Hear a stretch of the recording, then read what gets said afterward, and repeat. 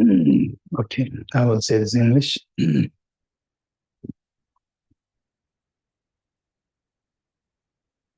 I go for refuge until I'm enlightened to the Buddha, the Dharma, the Sangha, by my accumulations of the practice of giving and so forth. May I become a Buddha to benefit sentient beings. I go for refuge until I'm enlightened to the Buddha, the Dharma, the Sangha, by my accumulations of the practice of giving and so forth. May I become a Buddha to benefit sentient beings. I go for refuge until I'm enlightened to the Buddha, the Dharma, the Sangha, by my accumulations of practice of giving and so forth. May I become a Buddha to benefit all sentient beings. Sanye choda soge chonam lo chanjo pardo dan che dage jinso kebe sonam ye dola benjira sanye jubare sho Sanye choda soge chonam lo chanjo pardo dane gyapso she Age jinso kebe sonam ye Tola benjire sanye rubara sho Sanye choda chanjo bardo dane gyalso che Tage jinso kebe sonam ye Tola benjire sanye rubara sho Om ye dharma hetu prabhavam hetum tesham dathagato yavatat tesham chayo nirodha evam vati mahashramanaye swaha Om ye dharma hetu prabhava cham dathagato yavatat tesham jayo nirodha evam vati mahashramanaye swaha Om ye dharma hetu prabhavam hetum tesham dathagato yavatat tesham chayo nirodha evam vati mahashramanaye swaha All phenomena arise from causes. The causes are taught by the Tathagata. Whatever is the cessation of these causes is taught thus by the great seer. Okay, we'll turn to three principal aspects of the path, page 109.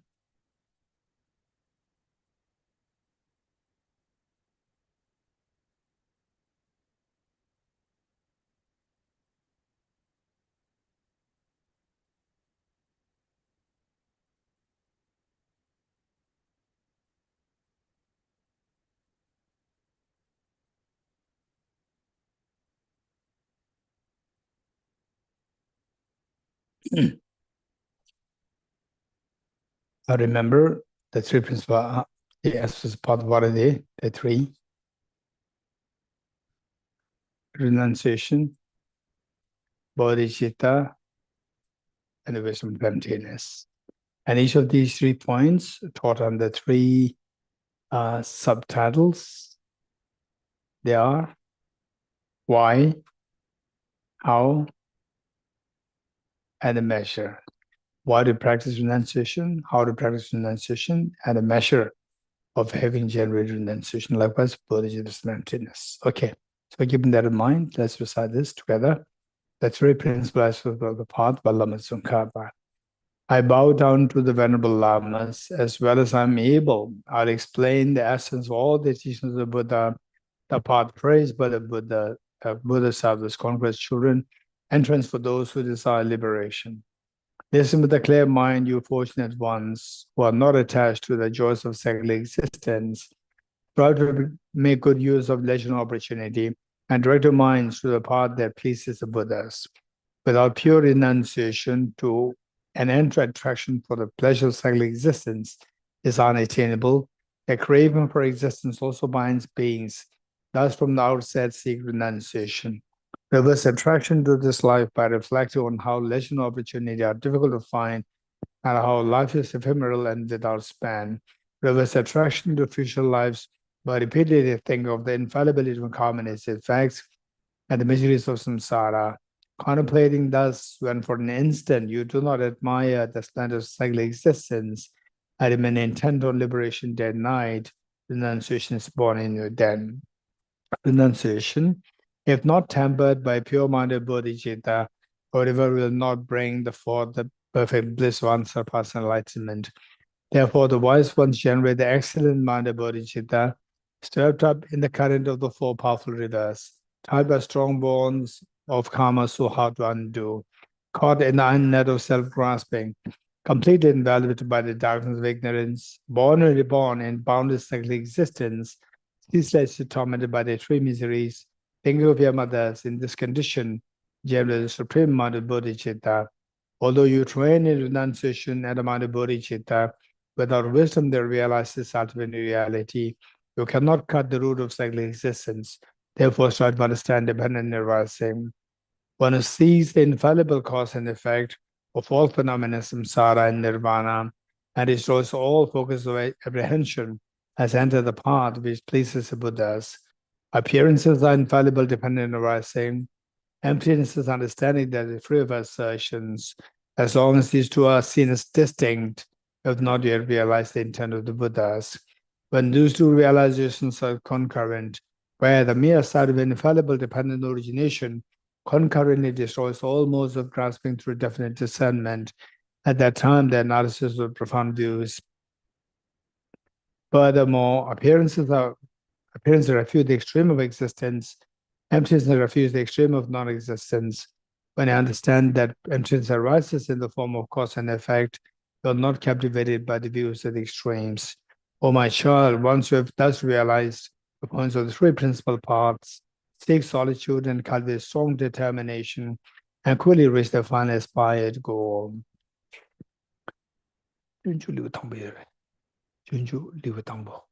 First chapter. 一个人，认识一个人，故事是呢，就是呢，maybe Ben can find it. French may not find it. Chapter 1.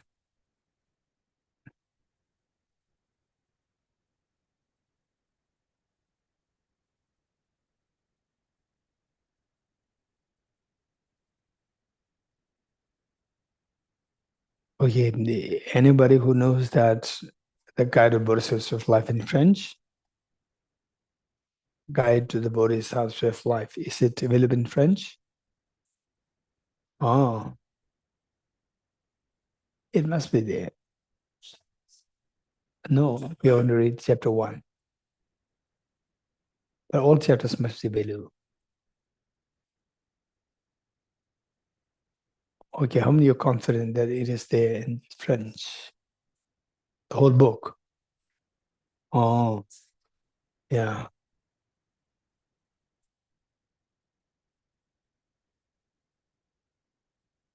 Because Anne-Sophie reads only in English.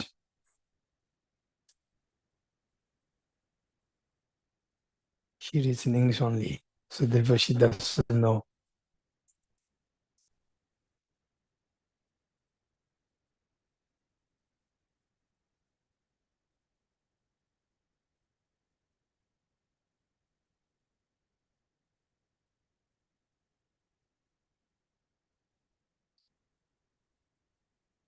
Okay. In English, which page? 214.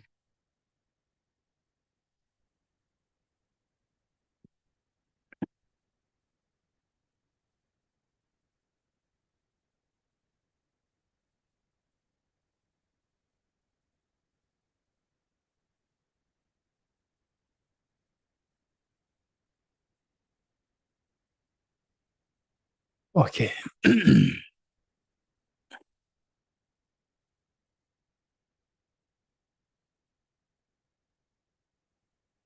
Okay, the benefits of awakening mind. In fact,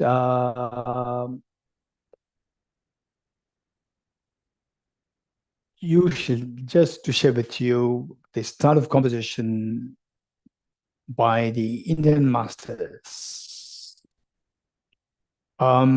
Indian masters style of composition, and of course with the Tibetans also, primarily the Indian masters. Indian masters earlier, nowadays I don't know. The earlier Indian masters like the great teachers from Nalanda University. So there on the chapter one, whatever composition that they do. The first chapter, it's mostly the benefit of the study and the practice of the whole text. So the first, the benefit is explained. For example, Abhisama Lankara, the text which I said, that if you want to go into the shopping mall, the big shopping mall of the Bodhisattva part, the minor part, then you have to study Abhisama Lankara.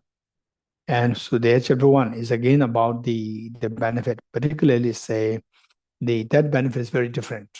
Benefit is in the form of you. When you become Buddha, when your Buddha nature is manifested, there is greatest benefit. So it explains what is Buddhahood. That is the chapter one. So here, on Guided Boards of Self-Life, chapter one is about the benefit of generating bodhicitta. So if ever, and I'm sure that amongst you, there were people who are eventually going to think of set for retreats, like 1 month, 1 week, or even like long weekends. If you don't get holidays, long weekends, or if not, even one Sunday is also good enough. But don't expect that realization to happen. And just for one Sunday, you sort of retreat, and then the next day you think of flying. Don't expect that. So the one day will be, and even say for 1 week, not 1 month, also nothing. But the only thing is that if you do it frequently, then you get used to, and you will get adjusted. You know how to adjust your timing, because that the time management, when you sit for the retreats, this is quite a challenge. Time management. You don't know, for example, what do you do today? The next day it can be altered. So whereas that you need a very stable timetable, and not happen. It's not that one teacher tells you and you do, and then it follows. No, what the teacher they followed and what you follow, what you is suitable, what is suitable for you, it can be different. So therefore, it'll take time to adjust with the time management, how to manage your time properly, so that you get like a routine, proper routine. You get into routine. Okay, so for that, you'll take minimum 2-3 retreats. You have to sit for 2-3-4 retreats, even if it's a single day. If you don't get like holidays for 1 week and so forth, the 1 week would be very good. If you decide to sit for 1 week or more, then what we suggest is that you can inform your somebody who really cares for you. Those who really cares for you, you inform them. You inform them that don't worry about me. I will, for the next 1 week or 2 weeks, I'm going to sit for my personal practice, personal dedicated. You don't say retreat, just say personal practice. I will practice. Or someone who you know so well, say, I'm going to sit for personal retreat, short personal retreat for 1 week, 2 weeks, 1 month. And then the say if there's anything important, you send me text message, and if somebody else they send you, and then those who are like they say people who may just get in touch with you, not really worried about you too much. So for them, they just no need to say that I'm on retreat. Doing it, so don't make it too public. Was that, oh, I'm on retreat, and then later I say for 2 times retreat, 3 times retreat. This is just boosting your ego. And retreat is to subdue your ego. And now you're using the retreat to boost your ego. So now medicines turn to poison. There's no medicine left for you now. So therefore, they don't boost the ego, oh, I suffer for retreat. And sometimes I feel, yeah, I also suffer for retreat. No, keep it very low profile. Only if people who are like-minded, like somebody who's beginner, somebody who's junior to you, junior to meaning in terms of your connection with the dharma, junior to you, and somebody who's very like-minded, even senior, or somebody who really, really appreciates what you're doing, and who also they having a very strong connection with the dharma, inclination towards dharma, then if they need to, you can share your experience, what you did, and so forth. Otherwise, to normal people, no need to mention. I suffer a retreat, and then you may ask, when will Elizabeth please give me a certificate that I suffer retreat? Retreat in the retreat hut. 3 retreat huts are there. Give me a certificate. I said for 3 months retreat there. Please give me a certificate. Don't do these things. This is what is happening nowadays. It's a trend happening. This is very, very sad. Okay. But for these study retreats, particularly, I would say that if you can get some certificate, and then you go, for example, the young ones, for your further studies, further education, then people may see as a plus point. Oh, that person is interested in these areas also. So it can be very trustworthy. And then you apply for a job. When applying for a job, you mean, oh, he or she is interested in the Dharma, means he or she is the more reliable person, maybe more compassionate, because interested in this. Okay, so that would be good in that sense, but not to, particularly when you sit for personal retreats, it can be very low key. And then the people who send you a message, good morning, oh, I'm in retreat. Don't say this. Good morning for the time being, keep it like this.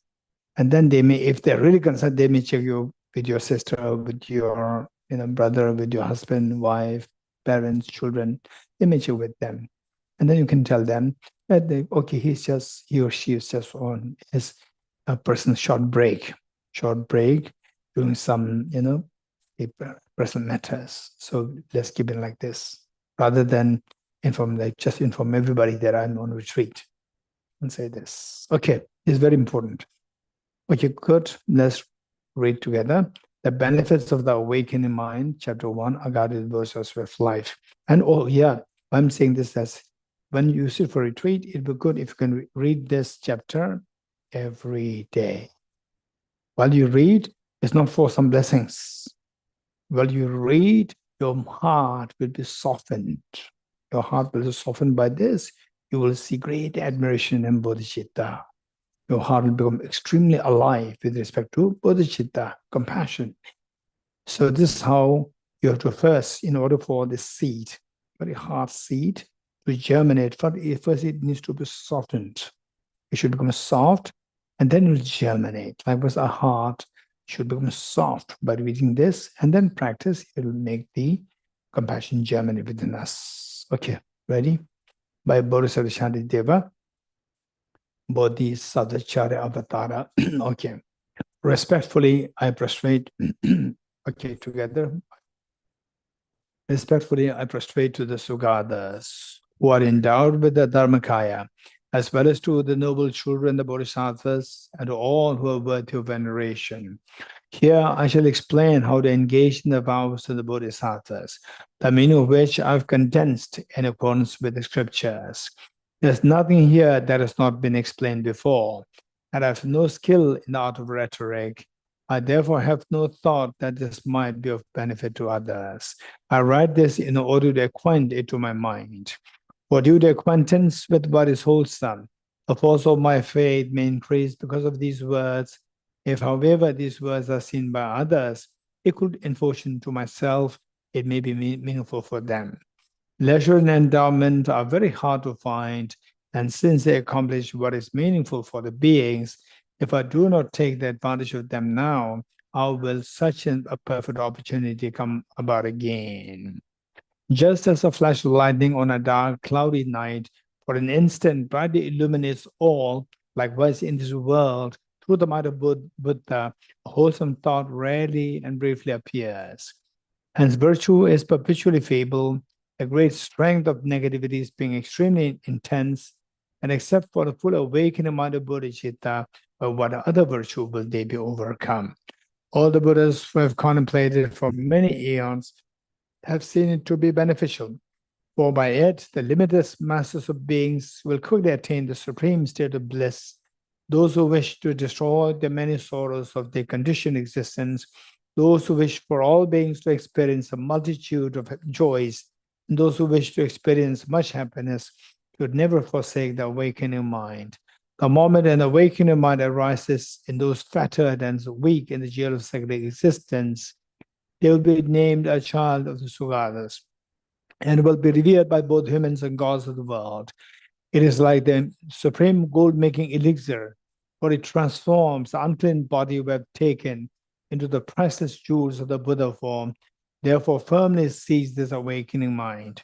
Since the limitless mind of the soul God of the world has, upon thorough investigation, seen its preciousness, all beings wishing to be free from worldly abodes should firmly take hold of this precious awakening mind. All other virtues, like plantain trees, for after bearing fruit, they simply perish. Yet the perennial tree of the awakening mind unceasingly bears fruits and thereby flourishes without end. By entrusting myself to a brave person when greatly afraid, by entrusting myself to this awakening mind, I shall be swiftly liberated, even if I have committed extremely unbearable wrongs. Why then do the conscientious not devote themselves to this?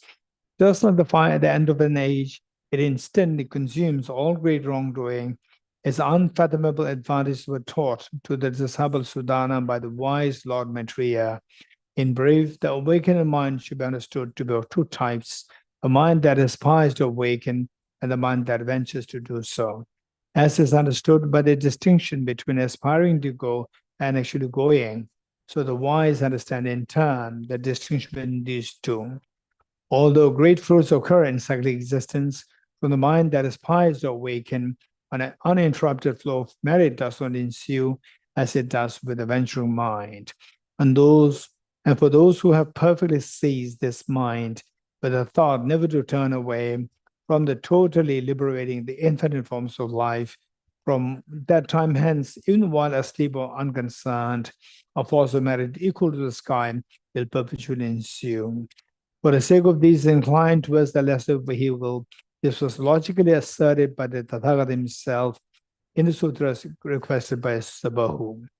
If even the thought will relieve living creatures of merely headache is a beneficial intention endowed with infinite goodness, then what need is there to mention that the wish to dispel the inconceivable misery, wishing every single one of them to realize boundless good qualities, to even fathers and mothers have such a benevolent intention as this, to the gods and sages, does even Brahma have it? If those beings have never before ever dreamed of such an attitude for their own sake, how would it ever arise for the sake of others? His intention to benefit all beings, which does not arise in others even for their own sake, is an extraordinary jewel of the mind, and its birth is an unprecedented wonder. How can I fathom the depths of the goodness of this jewel of the mind, the panacea that relieves the world of pains and is the source of all its joy? If merely a benevolent intention excels veneration to Buddhas, then what need to mention striving to make all beings without exception happy? Although wishing to be rid of misery, they run towards misery himself. Although wishing to have happiness, like an enemy, they ignore and destroy it. For those who are deprived of happiness and burdened with many sorrows, it satisfies them with all joys, dispels all suffering, and clears away ignorance. Where is their compatible virtue? Where is there even such a friend? Where is their merit similar to this?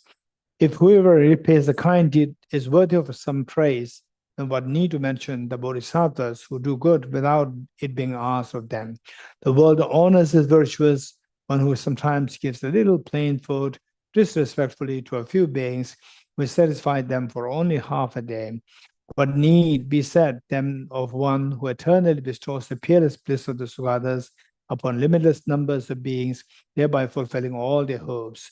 The Buddha has said that whoever bears a humble thought against a benefactor such as a bodhisattva will remain in hell for as many eons as there are harmful thoughts. However, if a virtuous attitude should arise in that regard, his fruit will multiply far more than that. When bodhisattvas greatly suffer, they generate no negativity. Instead, their virtues naturally increase. I bow down to the body of those in whom the sacred precious mind is born. I seek refuge in the source of joy who brings happiness, even to those who bring harm.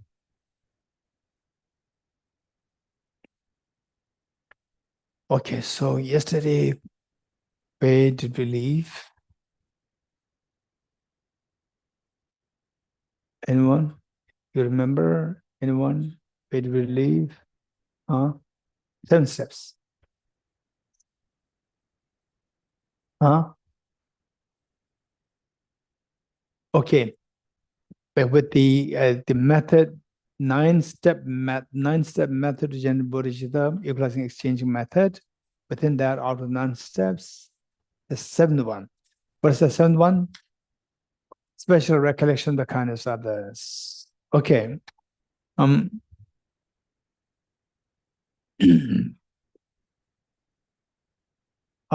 For generating bodhicitta, we see that the key point, there are several important points. One key point is that if somebody tells you that don't be unhappy with others, don't be jealous of others, don't be unkind to others, love everybody, love everyone, what will you say? Some of you may say, I tried, but it's not happening. Some will say, why? You getting it? Some may say, why I should do that? So they'll take care of themselves. I'll take care of myself. Why should take care of all others? And some may say, I tried, but it's not happening. How many tried those hands? I learn about His Holiness the Dalai, so loving everybody. I will also become more like the Dalai Lama. And then you try, and usually you have a conflict with your neighbor, or not in talking terms, and you say good morning, and the neighbor stresses you, and then mentally you say, okay, you go to hell. You're getting it. I tried, no hope. Okay, so for all these, the answer is yes, we can succeed. We can succeed. Don't be pessimistic. Don't be pessimistic. We can succeed. The question is how? So when you say, no, it's not possible, full stop, then you don't grow any further. Then what? When somebody stares at you and you feel disturbed, you like it, you don't like it, but you have to live with this. If your answer is negative, no, it's not possible, then you have to live with this. You continue to shed tears. Then gradually you die, you take birth, again shed tears. Very painful. But if you say yes, it's very positive, good. But then somebody asks you how? How? Only then you think, then you grow. And all these thoughts, of course, just by somebody asks you, say, how? And then yes, and then I think. For you to think, you need this careful, you need support. So these teachings, Nalanda teachings, the teachings of Buddha, commentary about the Nalanda teachings, these are the extremely valuable resources. Even to meet with these resources is so difficult. So we met with these resources. Why don't we take advantage of these resources? So I share the story, remember? The 3 with the hammer banging the cup 3 times. You remember that? James, you don't remember? Huh? Okay. Akshu, you remember that? Oh, Nicole? Yes. So 3 and bang, bang, bang, bang, 100 euros. Another bang, 100 euros. And buying 100 euros, too expensive. What was the answer? Hitting the car with 3 hammers is free. It's for free, no charge. Charge for where to hit, not how to hit. Where to hit, I charge for that because you don't know where to hit. Although you want to hit, you don't know where to hit. But I don't know where to, I know where to hit. I know where to hit. This is correct information. It's so rare. Even though you want to think, but you need the basis to think. And these books, the Buddha's teachings, are the Narada Master's teachings, His Holiness's teachings, and these are the resources. So with this, so what we learn, of course, it came from His Holiness today, His Holiness, and then His Holiness got from the great Tibetan masters, in turn got from the India, Lama Geshe-la, or in turn, of course, Lama Geshe-la. Before he went to Indonesia, he was already a renowned teacher in India, renowned teacher, sought after teacher. But although he's such a great teacher himself, he heard the renown of Lama Selingpa, the prince, Indonesian prince, who was also a monk, a great teacher. He heard the renown of this, so he was so keen to go there and seek teachings from him. So he learned all these Bodhicitta teachings. He got all these Bodhicitta teachings from him, and Lama Geshe was invited to Tibet. And this is the end. Now, for us, it's very easy. So, for example, we got from His Holiness that so easy. But how, say, the Tibetan people then, like 11th century AD, how many years ago? 1,000 years ago, how the Tibetan people, they struggled. The Tibetan king, one Tibetan king, Thalameshu, he gave his life to invite Lama Disha from India to Tibet. He gave his life in the prison. He was because in those days, to invite a teacher, you need the funds. Even the fund, so he went in for fundraising in the form of looking for gold, silver, and so forth. So he ended up in a territory which belonged to like another kingdom. Somewhere now today, most likely Turkestan, around this area. He ended up there, and he was arrested. Because the king then, he was against Buddhism. That king knew that he was going to work for Buddhism. So he was arrested and he was imprisoned. And his nephew, Lama Changju, his nephew, of course, as a descendant of by the way, till that point, Tibet, say, till 8th, 9th century, Tibet was in such a, what they call golden era. It was a golden era till, but for a short period, 8th century, 9th century, it was a golden era where the Buddhism from India came to Tibet, imported to Tibet, and the Tibetan Indian master Bodhisattva Chandrakshita, and his epithet attached to him is Bodhisattva, or the great abbot, or the Bodhisattva Chandrakshita. He was already 72 years old, and he was invited to Tibet from Nalanda, very hot place, to freezing cold fridge, Tibet. And he came. He was already 72 years old. And His Holiness the Dalai Lama says that Tibetans are not good in mathematics. Tibetans are not good in mathematics, and Tibetans say that the Bodhisattva Chandrakshita, he was invited to Tibet, and he lived for 900 years. Actually, it must be 90, and 10 added, very poor in mathematics. So they thought, no, it's 900. So he lived for 900.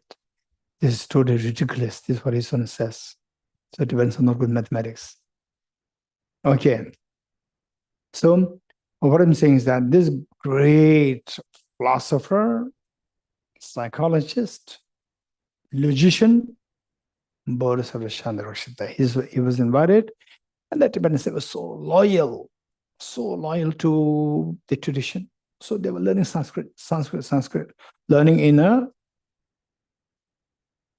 non-spoken Sanskrit, the Sanskrit non-spoken land, Tibet.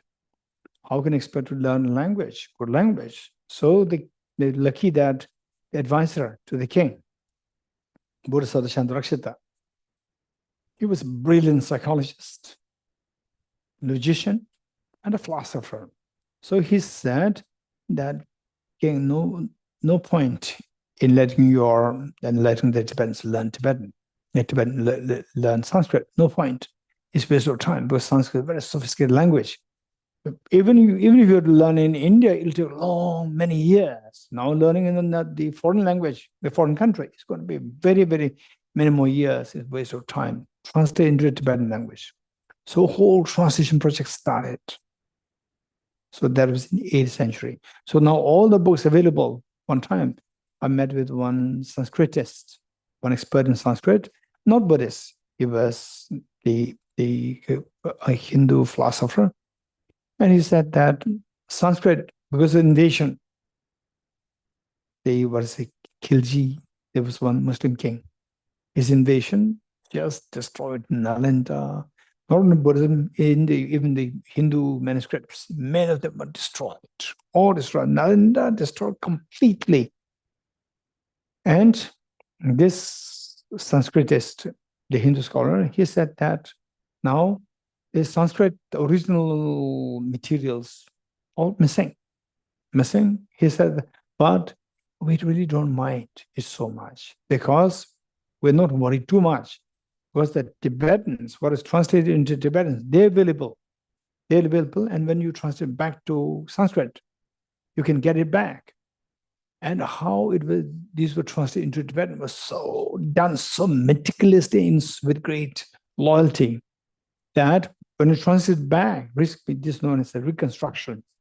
When they reconstruct into Sanskrit, the accuracy that you find is like minimum 93%. Minimum 93%. How did they know? Say, once they started reconstructing the text, and somewhere they found one folio in Nepal, which is actually missing. And from Nepal, they found it, and it was actually missing in India. It's totally lost in India. And they already reconstructed in Sanskrit. So they compared, it's like 9 to 93% accuracy is there. So high degree of accuracy. So therefore, this scholar said that we're not too worried over having lost the Sanskrit manuscripts. Because the Tibetans have it, what they've translated is just a great job. What they did. Okay. So then it was like there's 8th century AD. Then what happened was that like in 9th century AD, 9, the 10, the beginning of the 11th century, for about like 300 years, Tibet just went into a dark era once more. From an extremely golden era to suddenly dark era because the king, the Dharma king, he was assassinated by his brother, who was influenced by non-Buddhist king and non-Buddhist people, and then even this king who assassinated the Buddhist king, this king only he became the king. He was actually a brother, and even he was also assassinated, and the whole Tibet just remained fragmented and remained dark, chaotic for like 300 years. Very unfortunate. It was dark era for Tibet. Then 11th century, then the descendant of the Tibetan king, Lama Chanju, who was imprisoned, Lama Ishu, the one imprisoned, the uncle, and Lama Chanju, the nephew. So two of them took the initiative to revive Buddhism in Tibet. So Lama Ishu, he went for fundraising to look for gold, silver, and the other king was non-Buddhist king. He arrested him, imprisoned him, and the nephew.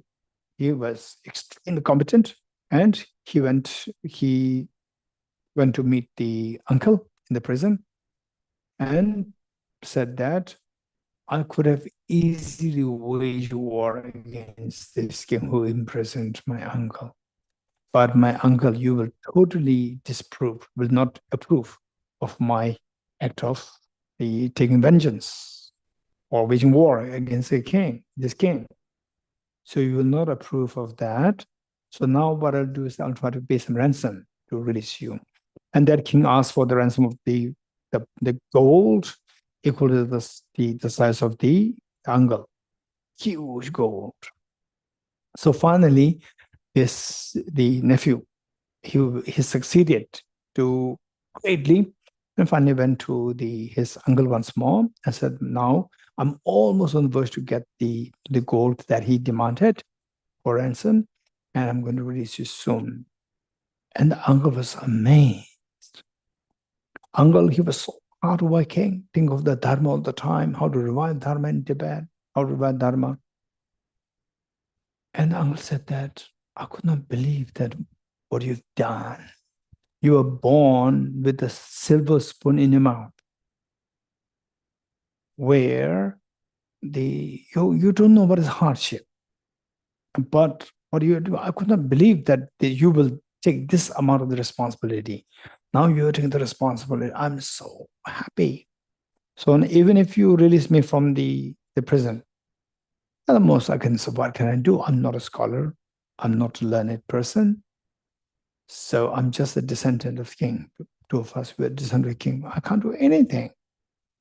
So even if you give this amount of gold to this king and you release me, what can I do with the Dhamma? Instead, don't give even a single piece of gold to this king. Whatever gold that you have gathered now, take it to India. Invite Lama Atisha Debangari Shri Gyana to Tibet and revive Buddhism there. So this was instruction. Then he said that, so let me die in the prison was a problem. Even if I'm released, I can't be of any use. But you already gathered. This is the purpose. Why I ended up in prison and why I came here to this place is because to invite Lama Atisha Debangari Shri Gyana to Tibet. And now you're doing it. Just continue doing that. Don't waste your time. Don't waste your resources. Invite. Then Lama Changju, the nephew, he took the whole responsibility on his shoulder. Then he was spotting who can be competent to go to India to invite Lama Atisha Debangari Shri Gyana because somebody has to speak Hindi. And he discovered one teacher by the name Nakso Losawa, Nakso the translator. And he happened to be in India many times. And he is a great scholar now already. And he called him, Nakso Losawa, and he usually, wherever you go, common people and the kings, they sit on the throne, the common people sit down. So this time, he was a king, the Lama Changju. So what he did was he put the Nakso Losawa on the throne and he sat down on the floor. And then he requested, please, you have to take the responsibility to go to India to invite Lama Atisha Debangari Shri Gyana. And then Nakso Losawa, in those days, no aeroplane, no car, no hotels. So you have to carry all the food, whatever, on a bag, walking, fossil rivers, how do you have to cross? No proper bridge, and all walking. And then burglars are there, robbers are there, and the wild animals are there.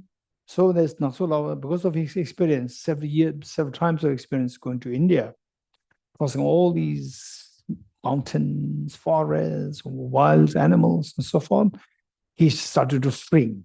He said, no, sir, I will not go to India. Not that India is bad, because in between India and Tibet, all these dangers were there. And heat, Nalanda heat. Tibet, like the freezer. And Nalanda, like oven. So he said, no, sir, I cannot go. So the mere thought of going there makes me freak out. I cannot. Then Lama Changju, he shed tears. Then he very sternly said that I am not a scholar. I don't know anything about Buddhism. The only thing that I have is I feel the need for the Buddhism to be revived in this land. You know the benefit of Buddhism. You know the benefit of the Buddha's teachings. Actually, you should be the one to take the responsibility. Because you know the benefit, how much this Buddhist teaching is for that benefit all the sentient beings. You know that. I don't know, but I'm taking responsibility. And I put you on the throne. You should just know the tradition. I'm the king. You're a commoner. But I'm prostrating to you. And everybody around, they just went into tears to see the enormity of the courage and responsibility that this Lama Changchu was taking. And then finally, Naksulazov, he agreed. He agreed. Okay, there are so many other stories connected. I just will share one or two anecdotes. One day, so they were, while they were, it so happened it became dark, now already on the way dark, and they could not go any further. So they saw a small piece of land, and there was a river to cross, and dark, how to cross the river. So they started to take rest, spend night on that land. Suddenly somebody came and woke them up, all saying that this is my land, how dare you sleep on my land, you have to go, you have to go, you have to go. And so there were strangers there, and somebody, coming in the facade of the owner of the land, said that just they sacked them all out. And how to go now? River is there. And rivers, there was somebody unexpectedly, there was a boatman just rowing the boat and reciting Om Mani Padme Hum. So it's not at all conventional. In this night, there was a boatman there. Then they asked if you can take us there. Yes, he took them. And the man who was actually who kicked them all out of this place, he was the emanation of Dumdumba. This one great master, Dumdumba. In fact, this land was inhabited by the burglars and robbers. They were just in the lion den.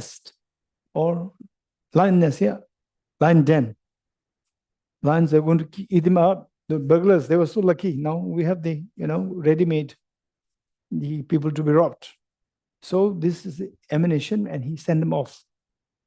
But he said that this is my place. You are not allowed to sleep here. And the one who was rowing, again, emanation of Domde Gyojune. Domdamba. It was emanation. Nowhere he came rowing. Om Mani Padme Hum. And then finally, they got to Nalanda. And at Nalanda, certainly very elderly men came and found them very interesting people with a very different dress, facial expression, facial very different, feature very different, dress very different. Now they're very hot and they have the sheepskin and so forth. So there's, hey guys, where did you come from? They said, we came from Tibet. What for you came here? We came here to invite Lama Adisha Devangarishi Jnana. And this old man said, Tibetans don't have a knot at their throat. You know what it means? Knot at the throat means that you don't know how to keep secrets. We came here to invite Lama Adisha Devangarishi Jnana. And the old man said, the Tibetans don't have a knot at the throat. And he disappeared. He just disappeared. And then again, they met with a very young, small monk, very young monk, maybe aged like 12 or 13, young monk. So curious, asked, hey, guys, where are you from? They said, we are from Tibet. What for have you come here? We came to invite Lama Adisha Devangarishi Jnana. The young monk said the same thing. Tibetans don't have a knot at their throat. And he disappeared. Both of them are emanation of the Dumde Gyojune. And who is Dumde Gyojune? This can be the next part. So they learn that they have to keep it secret. Why? Because Lama Adisha Devangarishi Jnana was extremely extremely renowned in India, that he was one of the top-notch scholars, masters. They will not effort to send him to some of the countries because they're losing such a brilliant master. So they have to keep it very confidential.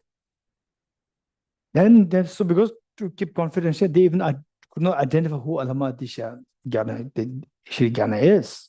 They couldn't even identify him because they had to keep confidential. They couldn't ask, where's Adishya?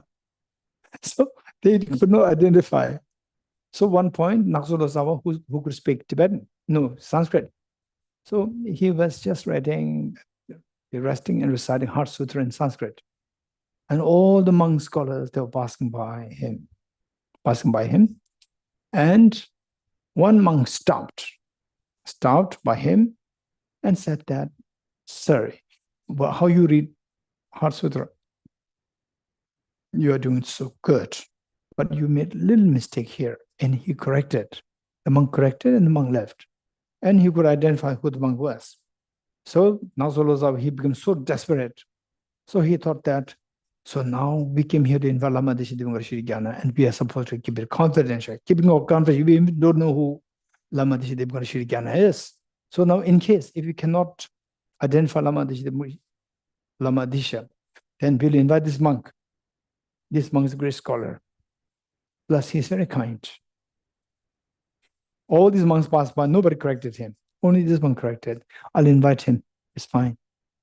So later he happened to be Lama Geshe Damdul Gyana. This monk was proud, happened to Lama Geshe Damdul Gyana. So then finally, and then, oh, interesting, that all the monks gathered, and they were also visitors. The Tibetan delegates, they were the visitors, and they were just observing the whole ceremony. All the monks gathered, sat down, thousands.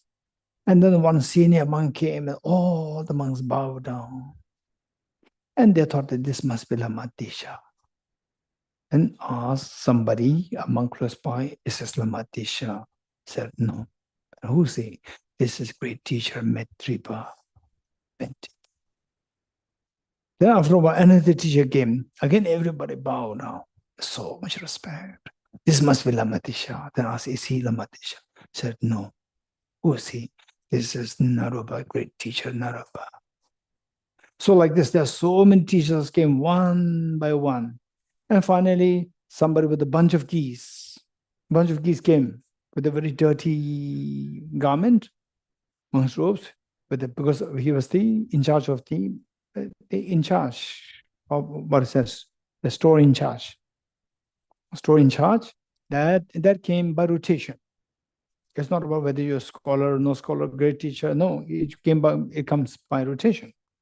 That your rotation, it is your turn for the storekeeper. Then the next person will be the next storekeeper. So a storekeeper came with a bunch of keys. So actually, you can realize that he was the Lama Geshe Damdul, because it was Lama Geshe's turn to be the storekeeper. So then finally they met with Lama Geshe.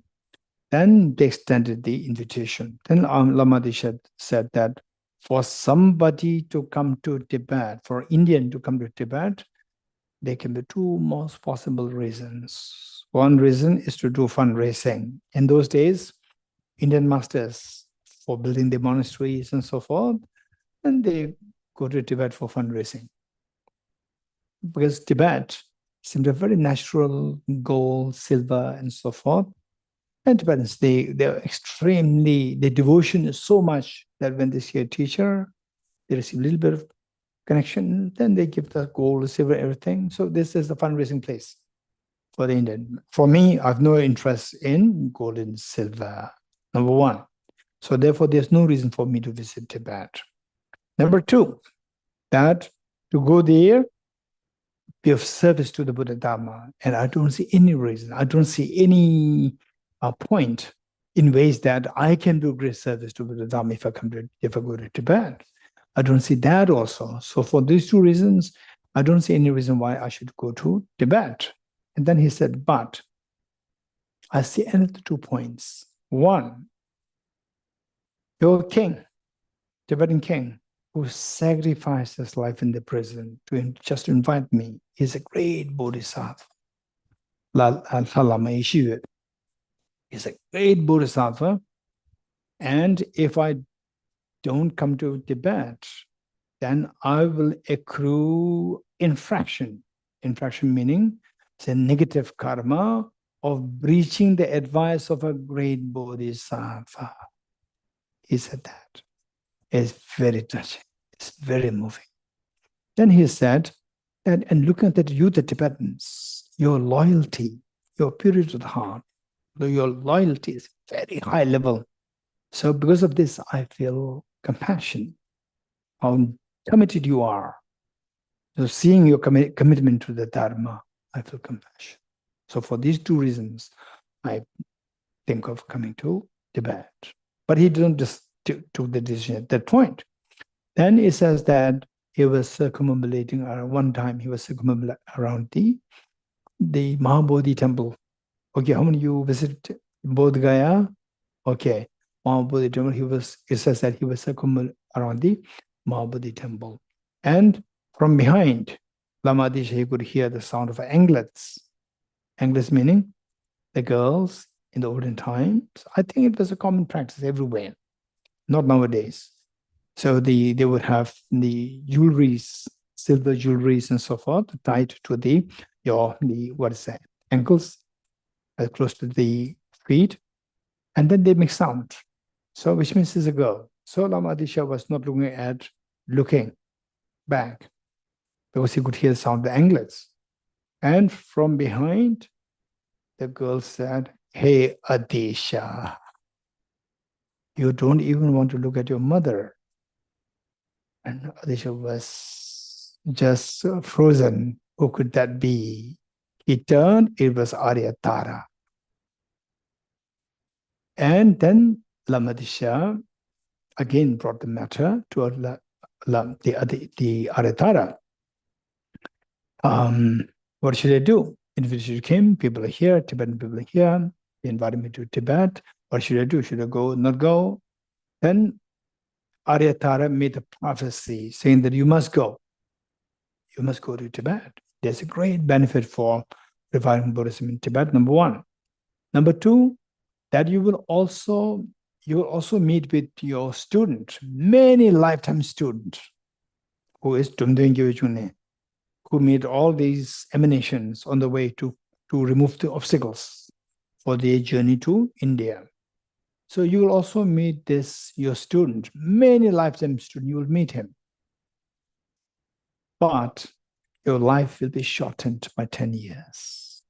Your life will be shorter by 10 years.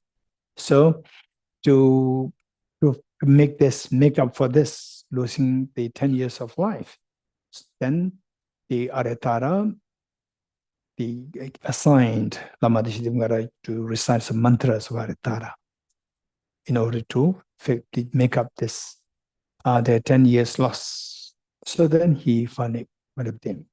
And then finally getting to Tibet, he could not find that student. Many lifetimes he could not find it. Actually, the student, Dumde Gyöjune, he himself was considered as the emanation of Arya Avalokiteshvara. And actually, he was coming from the eastern Tibet on the way, because no cars, no aeroplane, no train, walking. So he was still on the way. So finally, he met a student, Dumde Gyöjune, and two of them, since then, till Lama Disha Dimgara passed away, two of them always together. And the teacher will sleep on the bed, and the student will sleep on the floor with a small mattress there. And the student will always have a light on the table on his side, the head side of the bed. There was light, symbolic of his teacher. So this was the little bit of the story about this. So there are many more things, and they are very, very interesting anecdotes there. Okay, one more thing which is very important is about what we call as the miracles or clairvoyance and so forth, which usually I'm not that kind to talk about clairvoyance, this power, this blessing. No.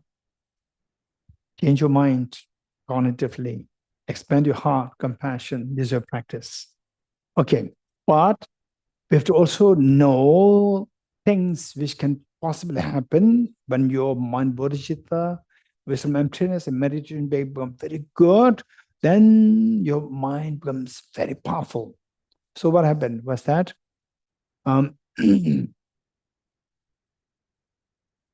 okay, was just Milarepas, the teacher, just Marpa. He happened to come to India several times, and his teacher was just Naropa. And when this teacher, just Marpa, just Milarepa's teacher, when he was there attending to just Naropa, who was the prolific, incredibly great, renowned teacher in Nalanda. So one time, one monk came, and just Naropa was the, being particularly of some, say when two big teachers meet each other. So just Naropa also, somehow his body language to receive this monk teacher, just Marpa, the student, he would see that. And then later, and Jesus Marpa was so impressed by this monk, his demeanor, from every aspect, he was impressed. Later, he came to discuss Lama Shri Gyana. Okay, likewise, another teacher came. When that teacher came, Jesus Naropa, he was also, again, his demeanor, his student, Jesus Marpa, to be the teacher of Jesus Milarepa, he was observing the situation. And when that monk teacher came, even his teacher, there's a demeanor there, something very different. You could see from the body language of the teacher, you could sense that this teacher is a very renowned teacher. And Jesus Marpa, with his understanding, he thought, okay, now two of them might have very important discussion, which I should not be in between. So with the understanding, he was about to leave to stay outside. And Jesus Marpa said, no, Jesus Naropa said, hey, you sit, you don't have to get out. So he came here to discuss with me on Shri Guya Samaja Tantra. He came to discuss on this with me. And you're also interested in this, you have to study that, sit, and then listen. So to have such extensive discussions, then after that, then the discussion finished, and Jesus Naropa asked Jesus Marpa to escort this teacher to see off. And Jesus Marpa asked the teacher, sir, now from here, where you like to go? And he said that I'll go to Vedeshan. Vedeshan is the Aramanjushri's sacred site in China. Vedeshan through Tibet. Then Jesus Marpa thought, okay, this is a great teacher of Shri Guya Samaja. If I go to Tibet, then he will teach everything. He is a great master, and I will have nothing to teach. So this was the thought that came to him. But he did not say this. And the teacher went to Tibet, and he reached Tibet. And the one who invited Lama Shri Gyana, what is his name? Naksolo Sawa. Naksolo Sawa himself was a great teacher of Shri Guya Samaja. Naksolo Sawa, he was teaching Shri Guya Samaja. He was teaching there to his students. And this teacher happened to pass by. And Naksolo, because he could speak Hindi, he asked, hey, Venerable Monk, where are you going? Look. Hey, Venerable Monk, where are you going? And he said, I want to go to Vedeshan. Look, the humility. I want to go to Vedeshan. Then Naksolo Sawa, the Tibetan teacher, he said such a nasty remark. He said that I could not control my laughter to see Indian Pandit walking barefooted to come to India to come to Tibet to look for gold and silver. He said that. Let me repeat it. I cannot contain my laughter to see Indian scholar, Indian Pandit, walking barefooted to come to Tibet to look for gold and silver. Because people come for fundraising. And he said it. He threw such a bad remark. And suddenly a thought came to him. Maybe who knows that this monk, he may know, some great teachers. He asked, by the way, hey, stop. Did you hear about the great master Agarasiddhi? And he said, people call me Agarasiddhi. People call me with this name Agarasiddhi. Then Naxulajo, he jumped and prostrated to him because this teacher was the one who was discussing on Shri Guru Samaja with just Naropa. And he was expert in Shri Guru Samaja. And Naxulajo, he was teaching Shri Guru Samaja. An expert came. He did not identify that. Now he realized he was the one. He jumped in prostration to, and then he requested teachings. Then the teacher Agarasiddhi started giving teachings on Shri Guru Samaja. Then after a while, then he said, okay, now I changed my mind. I'll not go to Videshan. I'll go back. I'll return to India. Then Nazrul Sawa offered him the whole gold, silver, everything to the teacher. And the teacher said, I cannot control my laughter to see Indian Pandit coming barefooted to Tibet to look for gold and silver. I cannot contain this laughter. He repeated what Nasullah said. And Nasullah cried, wept. He wept and said, I'm very sorry. This is my apology. And I know my teacher, you as my teacher, you don't need any of these things. But for me and for my students, I accumulated merit. Please accept it. And then he said, okay, just for your ease of your mind, I'll take one piece. He just took one and then he left. Then he came to India back. Again met Jesu Marpa. And then this teacher told Jesu Marpa, I did not disturb your students in Tibet. I kept them intact. I did not teach the Shri Guru Samaja too extensively.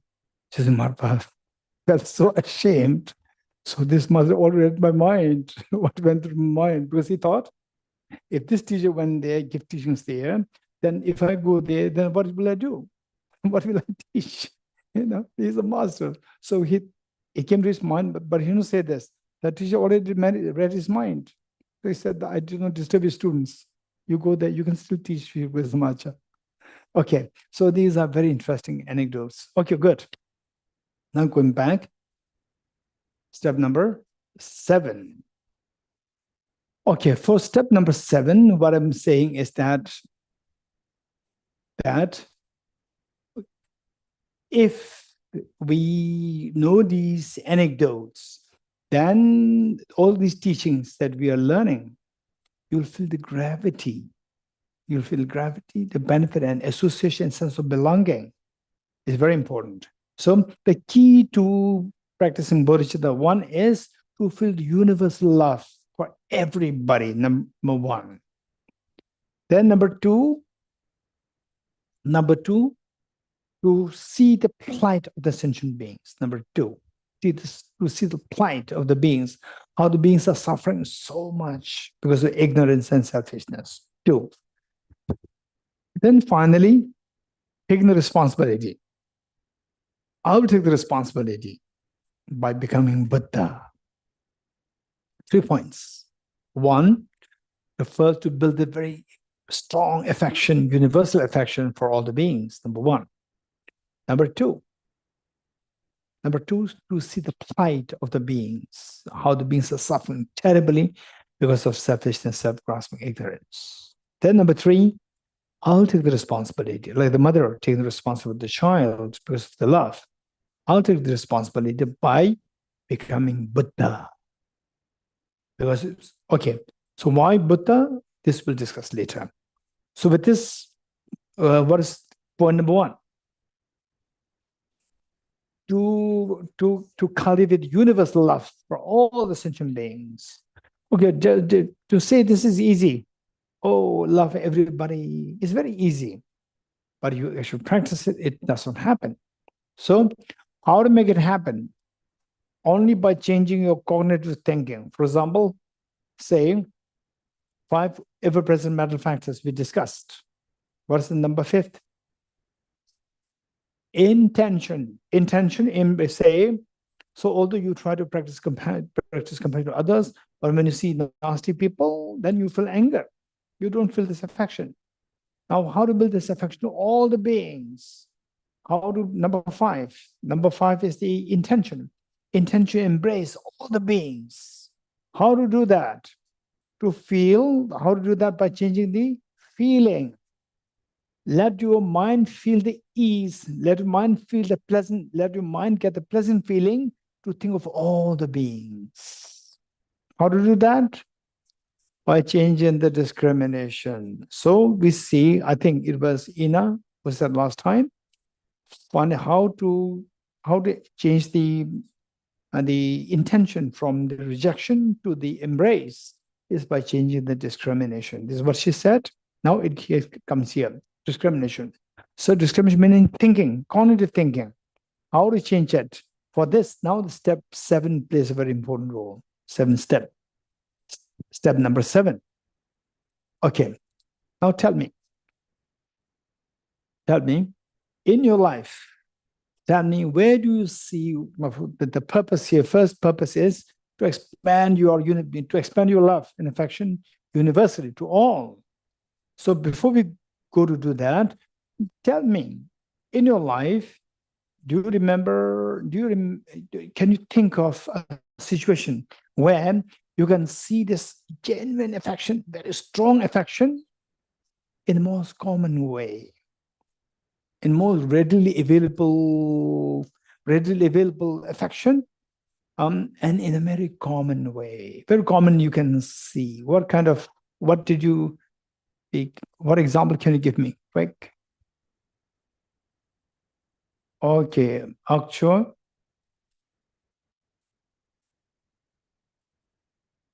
An example is often in public park, there are some old people who give food to birds. Do you see very often? Yes. Very often? And the affection is so beautiful. Well, it's a common way of No, you nice give, with that's birds. it. But come, not come, it doesn't matter. You give. Okay, anyway, this is right. But then see if there are other examples which you will undeniably say, wow, that's true. Okay, Chandana. Chandana? Geshe-la, mother's affection to a child. Mothers to a child. Professor William? I would have said parents to children. Parents to children, yes. Parents to children. Okay. Yeah, this is the most common of sometimes the father's love to the child. It's amazing. It's just amazing. And the mother's love to the child is just amazing. So beautiful. So beautiful. So saying, so first for us to think of cultivating this universal compassion, say, but what kind of affection do we see, which we can mimic? It should be doable. For example, say, if one of us here, except for the Professor William and Laura, if somebody wants to become the president of America, you cannot. You're not. The first qualification is gone. You should be born on the soil of America. 2 of them are born there, most likely, yes. But we are not born. You're not born. Okay, maybe Dr. Kona, you're born? not in America. So you cannot. Don't compete for American presidentship. So first qualification is gone. First criteria is gone. We are not there. So therefore, the point is that, say, can we just, if there's some affection which you can see, which we can mimic. Mimic meaning that you can also learn from that. You have to see. So one thing which is common you see is, let's say, mother and the child, or the parents and the child, which includes the father also. So let's say a mother, and usually is a mother and the child. I've seen this many times. Okay. On a train, when I must be in my early 20s, on the train from South India to North India, like, I think 2 nights and 3 days, right? 2 nights and 3 days train journey. And I saw, so in the compartment where I was, there was a father, mother, and a child. So I prefer to say the mother and child. Why? This is a story. Mother, father, and the child. And I was just observing, just 20 years old, for young men, just observing the dynamics between the three. And the child was a little mischievous. The son was a little mischievous. He must be aged like 7 or 8. And the child was a little mischievous. The father calls the child's name for something A. His name is A, let's say. He said, "Hey, boy A." The boy becomes very stiff, like this. Stiff. And then the mother was sitting on the window side. And the mother wants something. She was chilling out. The mother was chilling out. And she wants something. She would say, "Hey," calling the husband. And I was, yes. Husband's alert. "I need this. She's so readily moving. And give it to her. And the son would complain to the mother. Mother instantly would say, "My dear." So there I was confused. Who's the boss? I cannot see. On the one hand, the father's the boss, because the son gets very stiff. On the other hand, the mother is the boss, because, "Hey," and the father goes, "Yes, ma'am."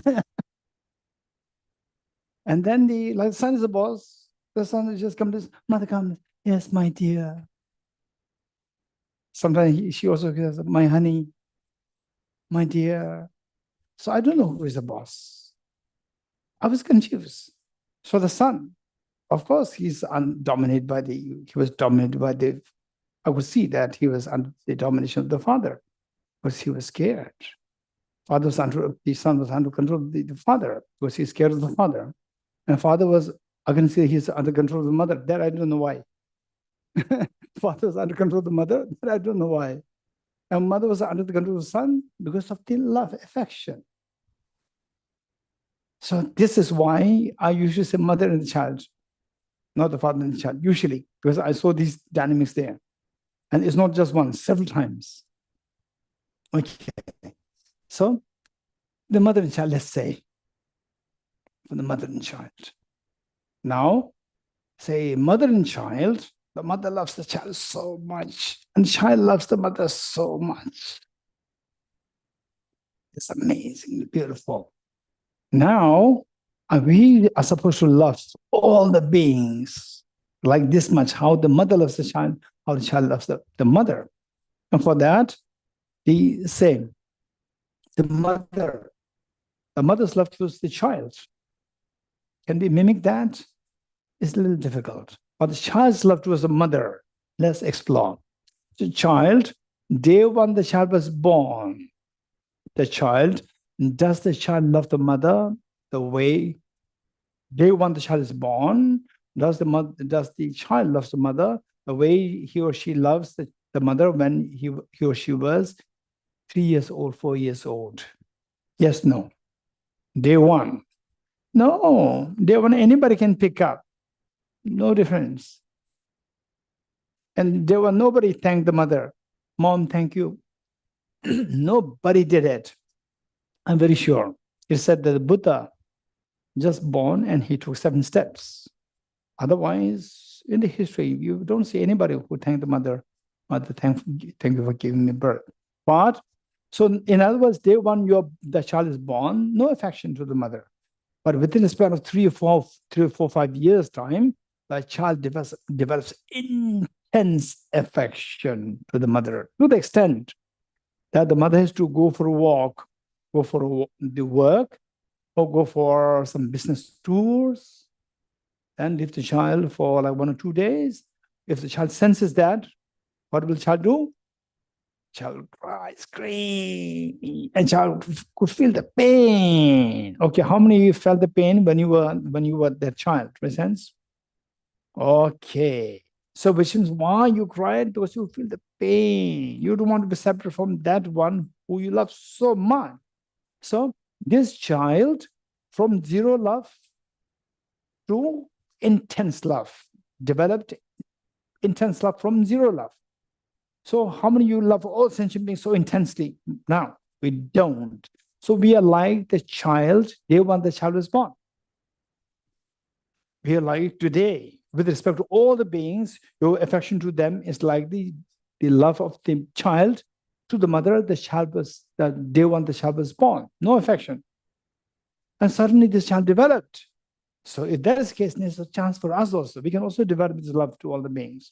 Now tell me, how the child developed this love to the mother within a span of 3, 4, 5 years' time? Intense love. How? How did the child develop this love? Here,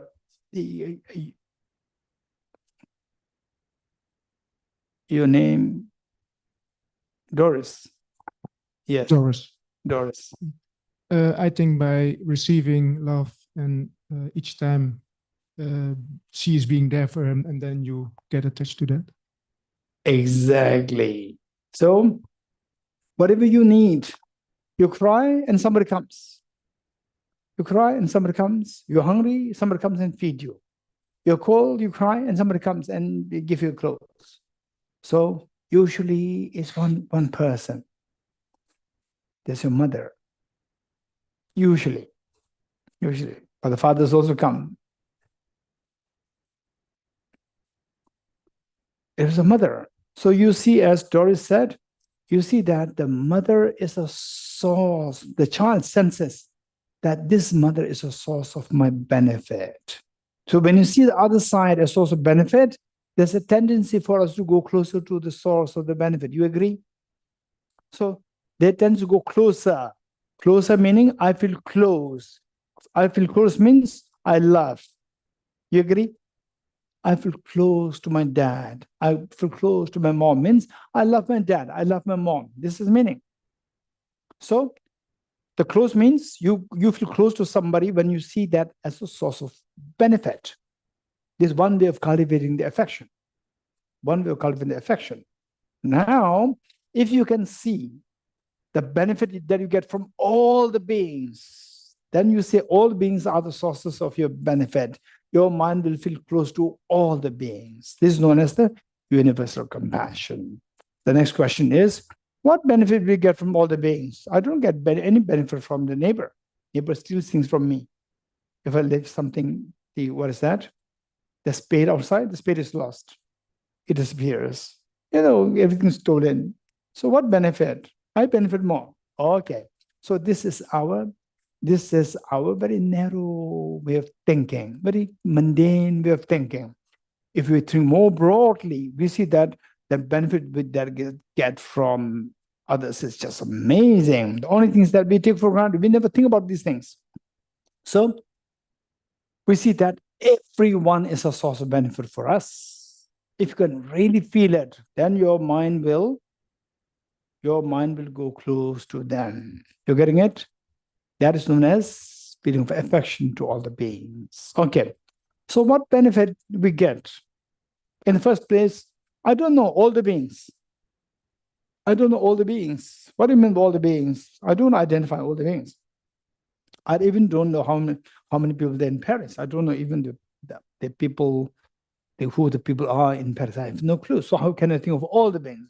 Nothing to worry.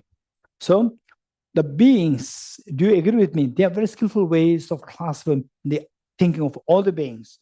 There are three ways. We see that all the beings that I can think of that exist in the world, in the universe, can be grouped into three. Near and dear ones, difficult beings, and the neutral beings. You agree? You cannot think of anybody who does not fall in one of these three categories, either near and dear ones, or the difficult ones, or the neutral beings. These are three groups. Okay. Now, if you can think of the benefit that you get from the near and dear ones, neutral beings, and difficult persons, difficult beings, if you can think of the benefit that you get from all these three kinds, then your mind feels close to all the beings. Okay.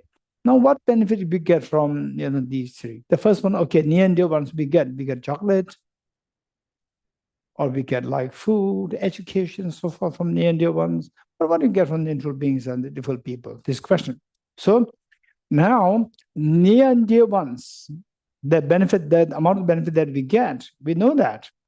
We know that. But sometimes we take for granted, we don't think about that, but we know that. But we never thought about the benefit that we get from the neutral beings and particularly the difficult people. So therefore, it's very important to think about these. Then you will see that, wow, that's amazing. So because of this, ordinary people, they feel aversion to the difficult people. They think that they are the ones who steal my benefit. Instead of giving me benefit, they steal my benefit. They destroy my your peace of mind is happiness. And difficult people, they steal my peace of happiness. Yes, peace of mind. So they destroy my peace of mind. They destroy my benefit. So what benefit I get from them? My benefit, little the benefit that I get, they also, these difficult people, they destroy. No, this is not the way we look at it. So this teaching is something which ordinary people cannot digest. Therefore, Bodhisattva Shantideva indicated that this teaching should be maintained confidential. Because ordinary people cannot digest this. They will say, you're crazy to love your difficult people. You're crazy to think of the benefit. You don't get any benefit if you see you get benefit from the difficult people. This is crazy. So they will feel disliking towards this teaching. So keep it for them not to feel negative karma with respect to disrespecting this teacher. This teaching should be maintained confidential. You practice yourself and share with people who can digest, who can really appreciate the depth of this teaching, who can share with otherwise, keep it very low key. Okay. So now the question is, what benefit do we get? This is the point. So all the benefit that you can potentially get, that benefit is the benefit itself. Just as there are three kinds of beings, the benefit is also three kinds. The benefit that we can potentially have, there are three kinds. One is a small scale, short-term benefits. Small scale, short-term benefits, and the large scale, short-term benefits, and the long-term benefits. Three. Well, first, let me say this. Say, the broadly speaking, short-term and long-term. Short-term benefit, long-term benefit. Within short-term benefit, we can divide them into two. Small-scale, short-term benefit, large-scale, short-term benefit, and then the long-term benefit. Okay, for a scholarship, somebody gives you 10,000 euros versus somebody gives you 100,000 euros. Which of the two your mind feels closer? Somebody who gives you $10,000, 10,000 euros versus somebody who gives you 100,000 euros. Okay, move. Second one. Yes, why? Yeah, the benefit is more. Okay. So which is the two benefit? Short-term, long-term benefit. Which of the two persons who provide you these two, your mind will feel closer? The one who provides short-term or the one who provides long-term benefit? Long-term, but don't forget it. Okay. Now, so how many kinds of people are there? Three. Near and dear ones, neutral beings, and difficult people. And how many benefits are there? 3. Small-scale short-term benefit, large-scale short-term benefit, and the long-term benefit. Okay, first, when it's small, who gave you chocolate? And who gave you food? And who comes? Your near and dear ones, they come. They give you chocolates. Your near and dear ones.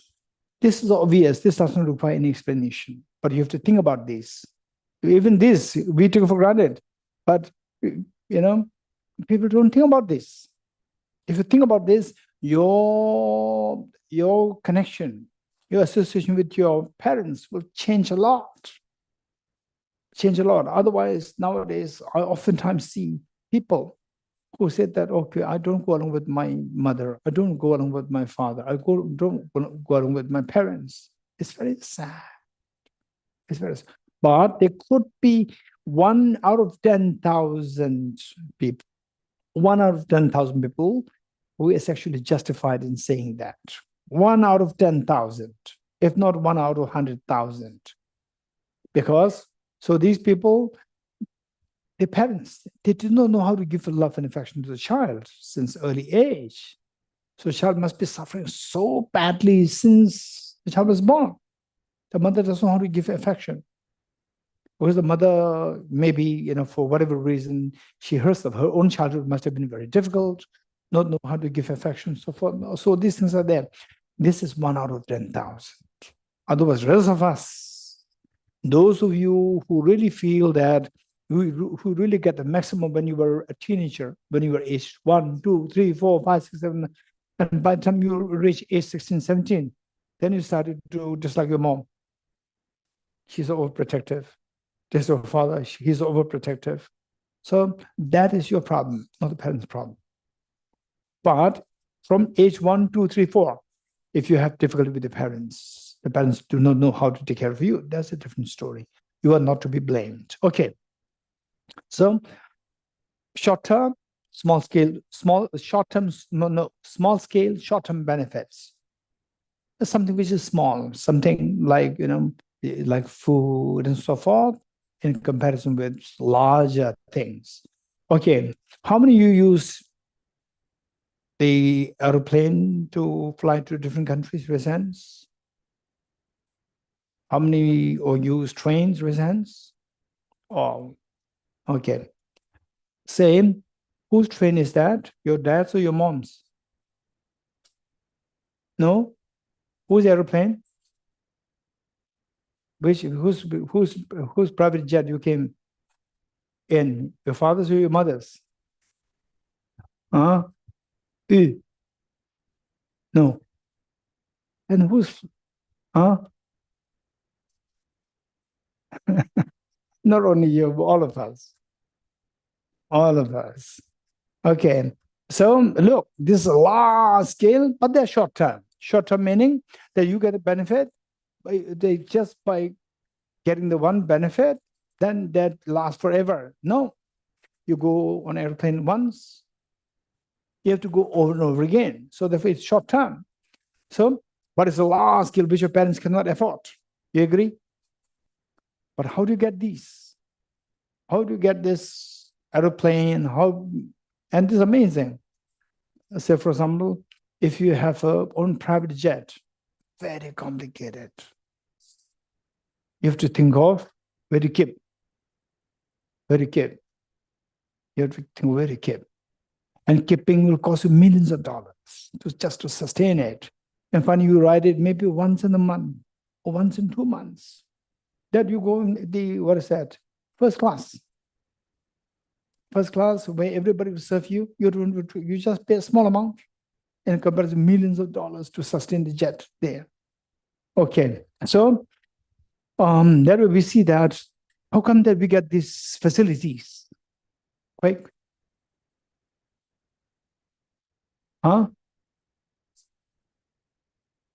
Someone built for you. Oh, he must be very kind. I say he must be so rich. Who is that? It's the tax money. It's the tax money. You're getting tax money. Tax money meaning the money gathered from everyone. And without their hands involved, without the money involved, you cannot have the privilege to use in the aeroplane. So all these short-term but large-scale ones, you can enjoy them only with the benefit. These are the benefits we get because of the involvement of the neutral beings. All these millions of people, they're involved. They're involved. And that's amazing. So, and how many people, so when you go by train, you prefer the crowded train or you prefer just by yourself? You can chill out, just whole compartment for you. Which is better? Second one is better? Okay, the Lizette? I don't know. Okay. Okay, so you have to experience that. Particularly, go for long distance. Go for a long distance, like 10 hours on the train, private compartment. It's amazing. I'll tell you how amazing that is. Once I was sharing these, and there's one girl, after the session, she said that, Geshe-la, what you said is very true. I said, what did I say? She said that once I was on train and train was so crowded, I decided to never step in such crowded train. I just have to get a special ticket. Special ticket, AC, or the AC tier 1 university, tier 1, tier 2, there is AC. And next time she got that. And in that compartment, she was alone. It was so scary. She had to travel for like 10 hours. So scary. Anybody can come in. You can be robbed, killed. Nobody will understand what happened. She felt so scared. Then she made a second promise. I'll never come to this train again. I'll go to the crowded one. Next time she was in the crowded one, she felt so happy. She felt so grateful to all the people around the crowd. She was so grateful. So two of you must have that experience. Must get this experience. Go to India, because here it's just 2 hours, 3 hours, 4 hours drive, 4 hours train, maximum 5, 6, 10 hours. Okay, so go to India, from South India, North India, buy a special ticket, and then see. You'll get a whole compartment for yourself, and then see what is very, very scary. And it's not just India, anywhere in the world. If you travel for that long distance on a train by yourself, whole compartment for yourself, anybody can get in. They can kill you, they can rob you. And then you realize, okay, now this girl, the second experience and the third experience, she felt so happy in the crowd. In the second experience, she felt so scared. Why? In the third experience, she felt so happy. Why? Because she felt so secure. Who gave the security? Tell me. The people there. Do you know these people? You don't know them. These are neutral people. They give you the security. Okay, at the airport, do you know, can you identify, oh, he's a common person, she's a common person, she must be a VIP. Can you identify at the airport? When some movements are there, oh, this must be a VIP movement. Can you identify that? No. James, no. Laura? Yes, how? Entourage and security. Security guards. Say somebody moved there and started to buy. The security guards, 5, 6, 7, 8, 9, 10. Oh, this must be VIP. You're getting it? Okay. So and what security guards, what for? To protect you. And you in the crowd, you also protected. You agree? Who was your security guard to give you security? All these people around you, the crowd, who make a shout, who are shouting. They shout, The burglars, they cannot come to attack you. Burglars come to know that there are people shouting, there are people, many people around. You're getting it? So to threaten the burglars not to attack you. And you think that they're shouting at me. Actually, there's protection to you. And your security guard and VIB security guard, there's a difference. VIB security guard, they have to pay. Your security guard is for free. And VIB security guards, very complicated. They will even come to your room. To your room, they'll come. But your security guards, they're amazing. When you want privacy, they will leave you. When you want security, they will instantly come. But the VIB securities, no. Even in the loo, they will come. Restroom, they will come. Very complicated. So, looking at these, so who are these people who are giving you this sense of security? The neutral beings. You don't know who they are. It's amazing. And look at this. What is this? The fan is amazing effect, so effective. So the same 1,000 years ago, 2,000 years ago, this same planet was inhabited by the kings, queens, rich people. But the weather was much more the same. Hot, hot, cold, cold. When very hot, then how did these wealthy kings and queens, they survived? Yes, with the human fan. You're getting it? With the human fan. Which is better? Human fan is more effective or this is more effective? No comparison. This is very, very effective. You charge it for like €2. It lasts for minimum 1 week. Human fan, you have to pay €1,000, €2,000. And men are very complicated. Human fans, they'll keep watching you. What are you doing? Right? And what are you doing? Your privacy is lost. What are you doing? We'll all spread out outside. We'll go out. This fan will never pass the message to others. This is amazing. You're getting it? And who made this fan? How do you get this fan? And this, you get it just for, I think maybe like €10. I think €10, just this fan. €10. How come that this fan, if your mother is to make this just for you, customized for you, minimum will cost you billions of dollars. It involves plastics. You have to do the oil drilling. It involves metals, wires. You have to do iron mining. You have to mine the iron. All these, you cannot do in small scale. You have to do in large scale. How many people involved?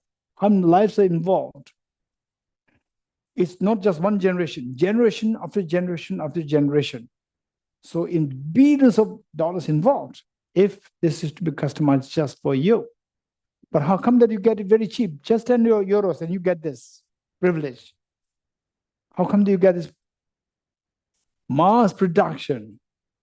What does it mean by mass production? The same product produced in numerous numbers. So, say some startups, they collapse. Why they collapse? You produce many things and you collapse. Why? There's no market. What is the market? Mass production means there should be a market. What's the market? There should be many people buying the same object. Who are these many people? You know that? Because the printing of the book. This book is to be printed just for one copy. Indian rupees, minimum will cost like 5,000 rupees. If you produce it for 500 copies, one will cost only about $300, not 5,000. More the copies, cheaper it becomes. More the copies of this, cheaper it becomes. Because the same product is used by many people, it becomes very cheap. In the olden time, even the kings and queens, they did not have the privilege to use this. But you have this privilege to use this. And how come? It's because generations after generations, millions of people's hands are involved. Do you know these people? We don't know them. This is known as neutral beings. How we get this electricity, the beautiful hall, the food that we eat, They all come by the track, by the trucks. And trucks that run on the road. Who built the road? Think of all these things. You see that the millions of hands involved where you are from which you are benefited. And these are all neutral beings. You don't know who they are. And for example, here, EU. So you feel, even for me, I'm not from EU, but I'm now a part of you. And I feel I can just stay relaxed here. Border, I don't feel worry because there are soldiers there. There are soldiers there. They are AI, the machine soldiers, they're all there. They are protecting us. Do you know them? We don't know them. And how they live there, they're paid by the tax money. Whose tax money? The common people.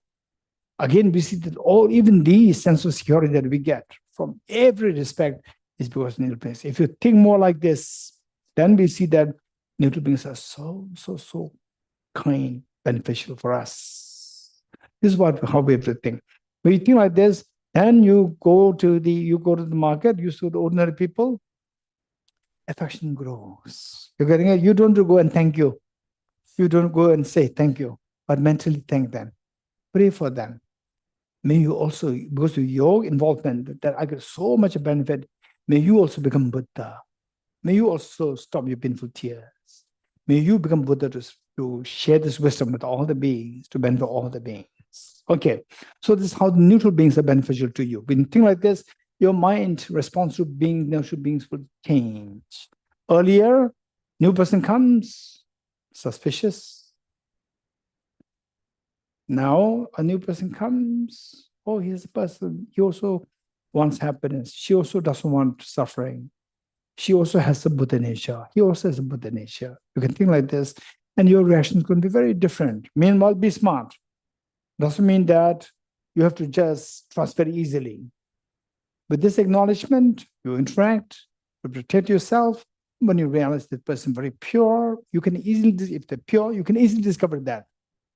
If you don't have these contemplations, meditations, even if the other person is so pure, it'll take a long time for you to discover that person is very pure, because clouded by this suspicion, or because of your individualistic selfish interest, selfish thinking.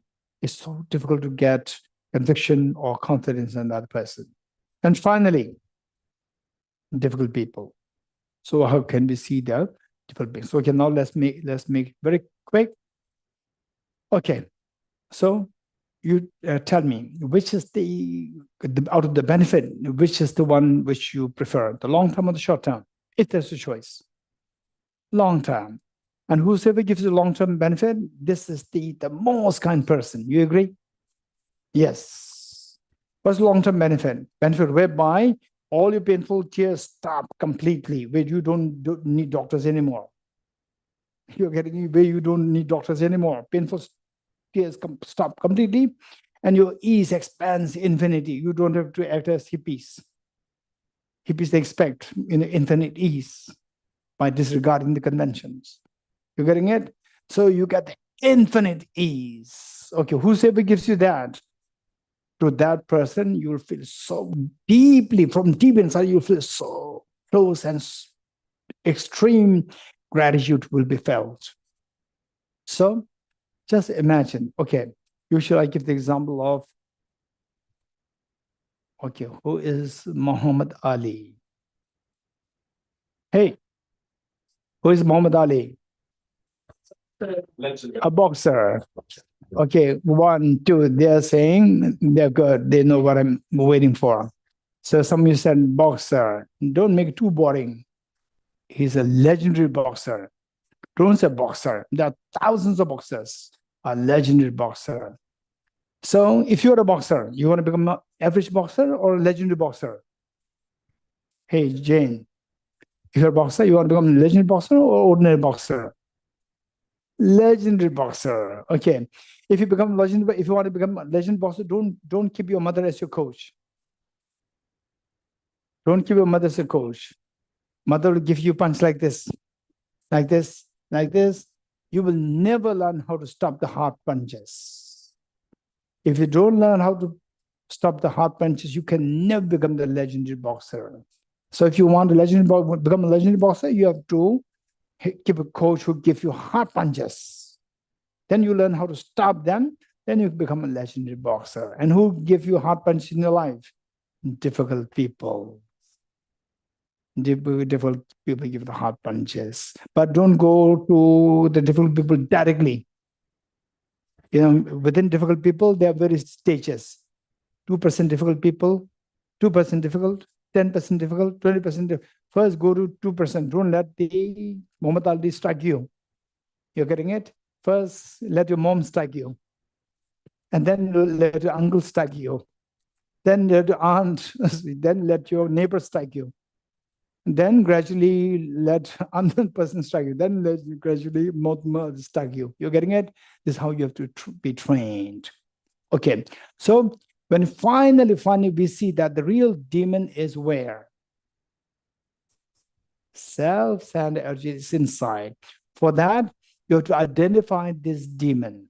If you don't identify this demon, there's no way by which you can remove them. For example, how many you go for annual medical checkup? How many go for annual medical? In France, is it free or not? It's free? 5? Okay, within 5 years. So if you doubt something, you already did the, oh, by the way, is it really free or not? Is it really free? Within 5 years. Is it really free? Okay, so it's free or it's cut from your tax? You pay it, It's a tax money goes there. It's not free actually. And so you pay like paying the insurance. So it's like paying the insurance. It's not free actually. You're paying. Okay, so keep that aside. Say, let's say in France, if it's like 10 in 5 years, one time is free for medical checkup and medical checkup. Then in the second year, after the medical checkup, the very next year, you feel a little doubtful of some problems. Then you go for a checkup, you have to pay. Okay, so there, see, and what will the doctor do? Will the doctor treat you? Will not treat you. We'll just check what's your problem. And checking the problem will not solve the problem. You're getting it? But the checking problem is very important. Why you go for the checkup? Because you don't know what's going within you. So doctors, they know better. Doctors know better. So doctors check, and the doctor may say, oh, you have this problem, that problem, this problem. Then your job is to pay extra to fix the problem. You get them, but even to diagnose, make the diagnosis, even that you have to pay. This is and then the final the diagnosis made is more important. It's more important. Anybody who can make a very fine diagnosis within you. So one time I'd had some rashes on my thigh, and the first doctor could not make a good diagnosis. And second doctor made a very good diagnosis. If the doctors, they differ in their skills. Okay, so so which doctor is better? Which doctor you feel more close to? The one who can make the finer diagnosis, or which can make a rough diagnosis? Finer. So we see that anybody who can really make the very fine diagnosis of your problems, mental problems, particularly the disease. Self-centered attitude is a disease. It's a disease. It's a disease. And you can get rid of this. This is a good story. It's good about a story. You can get rid of this. It's a disease. So let's say that after this retreat, then you go back to your house to meet your mom, dad, brother, sister, husband, wife, children, and let's say your mom. Say you go there, you must, hey, welcome back home. And what do you like to have? A cup of tea. And usually what do you say? What is your response usually? Only tea all the time? Tea, no coffee, no latte, no cappuccino, right? And the mother becomes like stunned, what to do, what to say, right? So this time, the mother says, cup of tea. Again, the mother is expecting you to say no latte, no latte, no cappuccino, no espresso, no Americano. She explained that, and today you are very different. You say, Mom, please, you said, what do you like to have? Mother could not believe, right? Mother would say, whatever my daughter you like to have, whatever my son you like to have.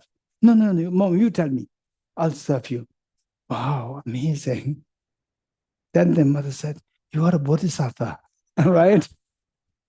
And the mother thinks that you are a bodhisattva. Mother thinks that you are a bodhisattva. Wow, that's amazing. And the mother says, oh, I'll have just a tea. I'll also have a tea and serve tea together. And the mother says, how was your experience? It's amazing, bodhicitta. It's bodhicitta.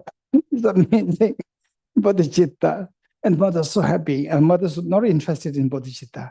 But she said, that's amazing. Can I come to retreat next time? Yes, of course. Mother's not interested. Just make you happy. And somebody knocks at the door. Hey, you have thrown garbage next to my door. And then you say that, no, I just came from the retreat. You came and the garbage came. I said, no, I'm very serious. I'm also very serious. And say, your mother thinks, usually you shout, you said, get out. And today you're not saying that. Mother was amazed. She's really bodhisattva. He's really bodhisattva. And gradually, the man says that, I'm going to sue you. And then you said, okay, enough is enough. Get out, right? Okay. Then your mother, okay. So your mother thinks that you're a bodhisattva. And your neighbor says that still you're not a bodhisattva, you have to grow. So you are not even Gadde. You're getting it? So your neighbor is telling you you have a disease. Your disease is not removed. Your disease is still there. Your anger is still there. Your self-centered is still there. And then So your neighbor made the diagnosis, very refined diagnosis. Yes, you still have this disease. And that's for free. That diagnosis is for free. You don't have to pay at all. You're getting it? Then you realize that, wow, I still have self-centered attitude. Again, you come to Kali Chakra Center. Right? How to work further.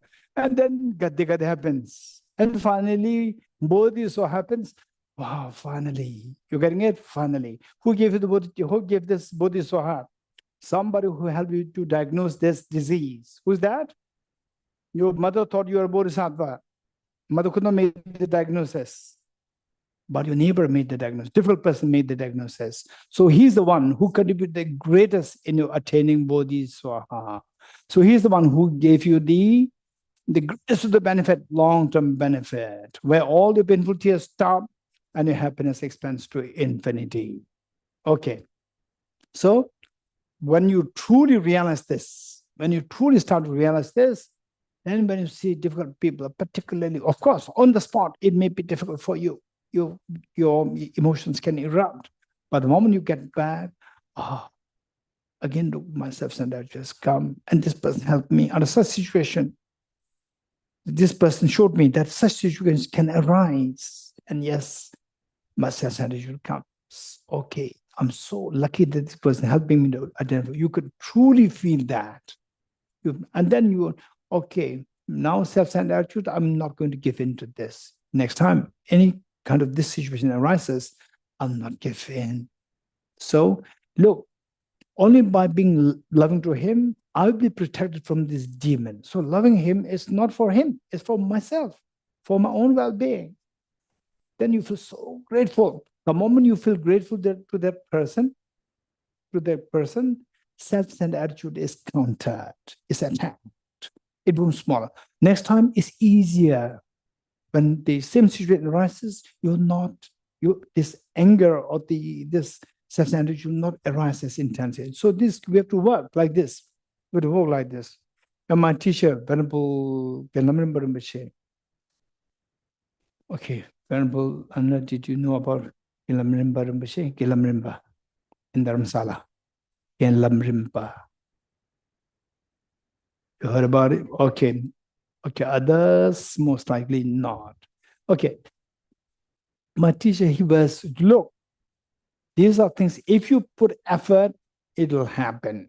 These things you'll grow. My teacher, he was a hermit. He passed away many years ago. Now his reincarnation must be already almost hitting 18 or 19 years old. And he was hermit. He must be in his late 20s. And from the hermitage to the place from where to fetch water, to the water, he had to climb down, steep, climb down. And those water are not just small container, but a jerrycan. Okay, Dr. William, what is jerrycan? You know what is jerrycan? Yes. Okay, so yes, exactly. Which maybe about like 20 liters of water. So you had to carry it down and then fill it up and then bring it uphill. So the plumber was a very complicated, difficult person. So my teacher would come down, get water, and the plumber said that you've broken the tap. You've broken the pipeline. I said, no, you did it. And then my teacher was also very young, in 20s. Hey, young people, 20s, raise hands, in 20s. Patrick, in your 20s? Okay, no one in 20s. Okay, here. So 20s said that you broke it. We'll say, hey, shut up. This is 20s. 30s will shut up. And 40s will say, okay, let's sort it out. And 50s may say that I'll sue you. It's going to be a very different phase. You're getting it with experience. Okay. So my teacher in 20s, he would say, oh, I'm a practitioner. I'm a hermit. But then he would say, you broke this. He would say, no, I didn't break it. You break it. Right? And then the anger comes up. Hey, enough is enough. You're getting it? Enough is enough. Then he would take the jerrycan full of water uphill, up. Very steep for us. Even with empty, still is a very difficult climb up for him. Hold 20 kg of jerrycan water. And then he sat down. And the meditation cushion, he sat down and then asked, hey, Jambal, his name is Jambal Denzen. Hey, Jambal Denzen, today what did you do? Then he was this internal conversation. Oh, I went to get water. So what happened?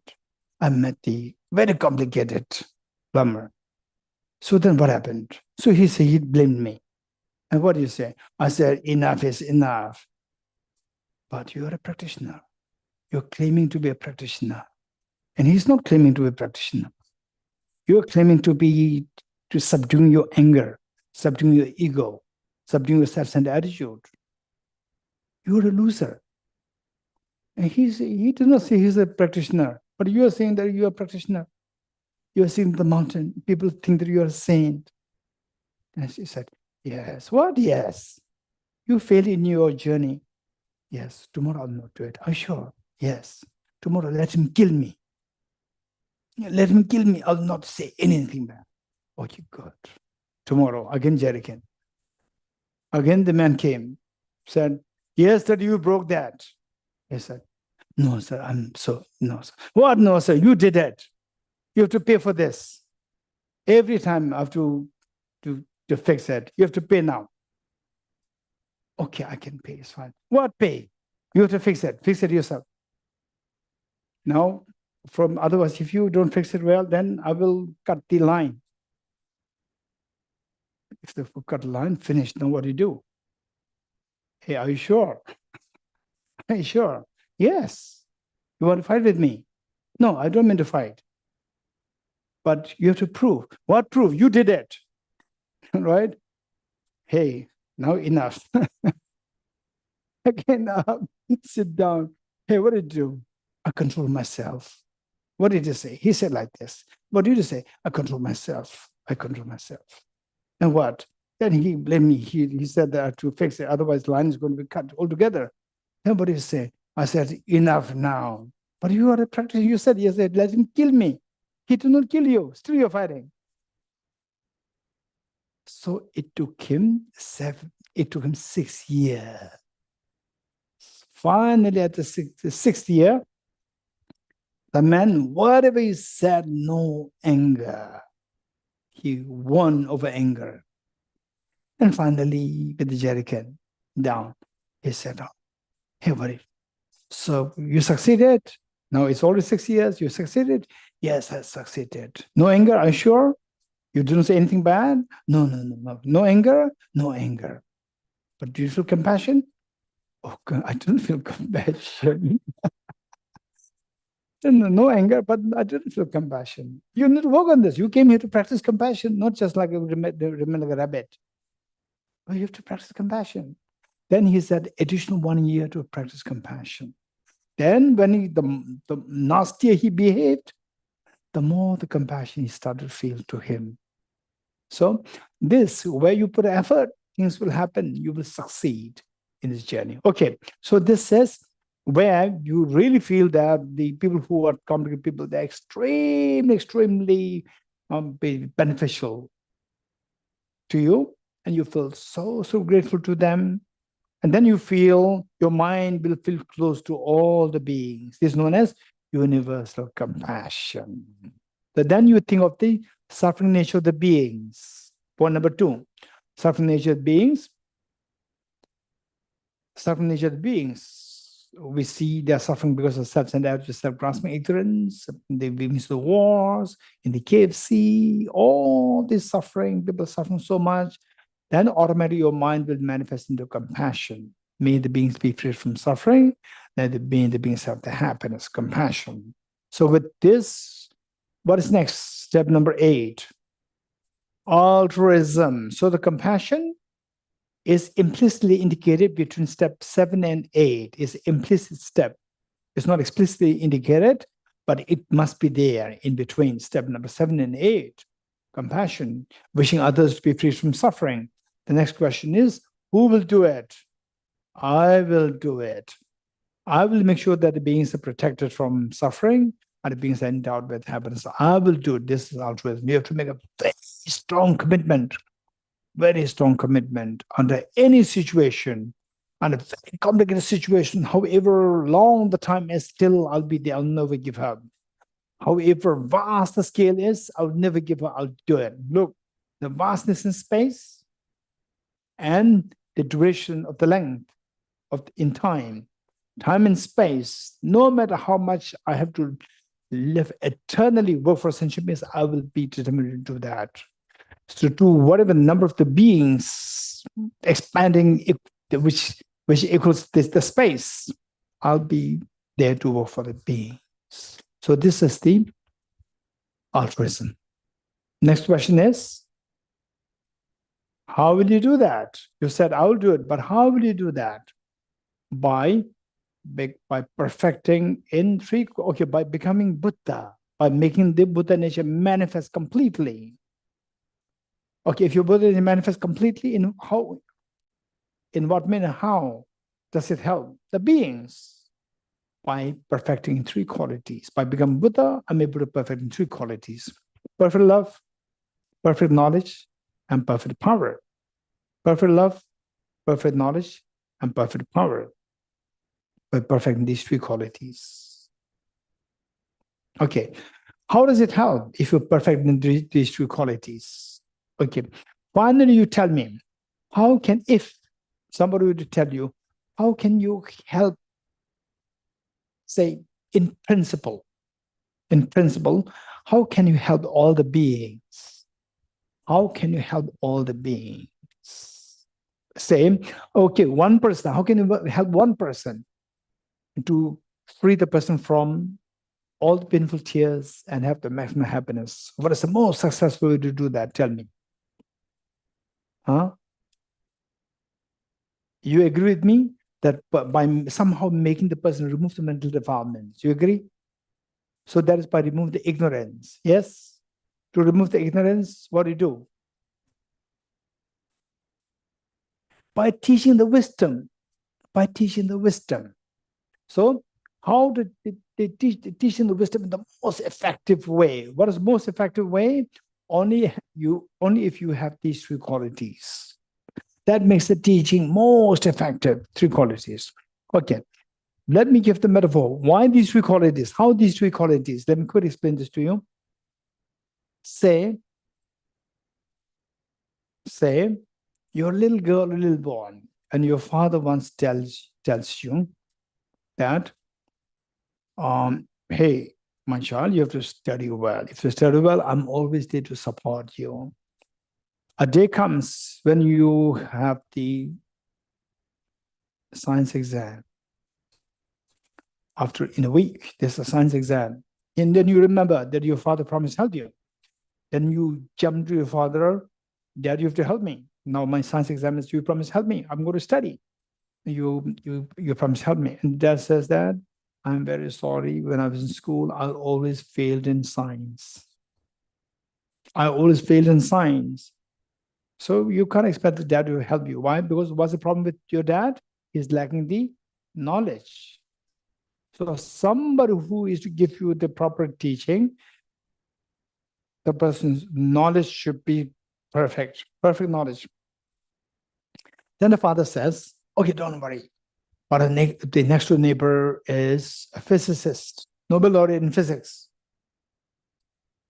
You can ask your neighbor. And you go to the neighbor, you knock on the neighbor's door, and the neighbor said that,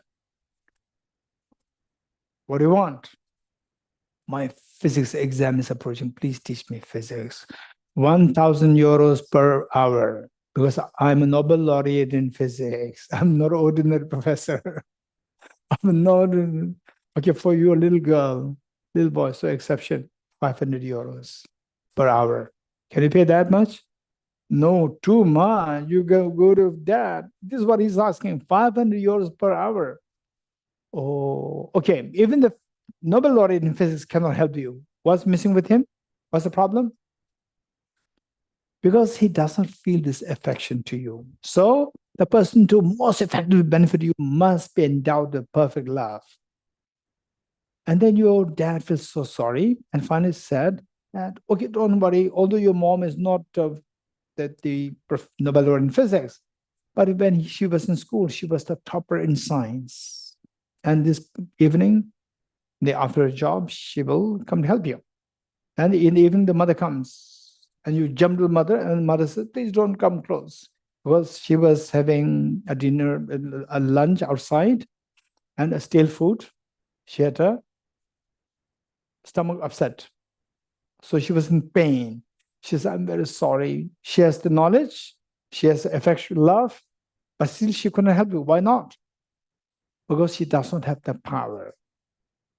And she doesn't have the energy. So anybody who is endowed with these three perfect qualities is will have the greatest of the ways, the best way by which to help you in sharing the wisdom.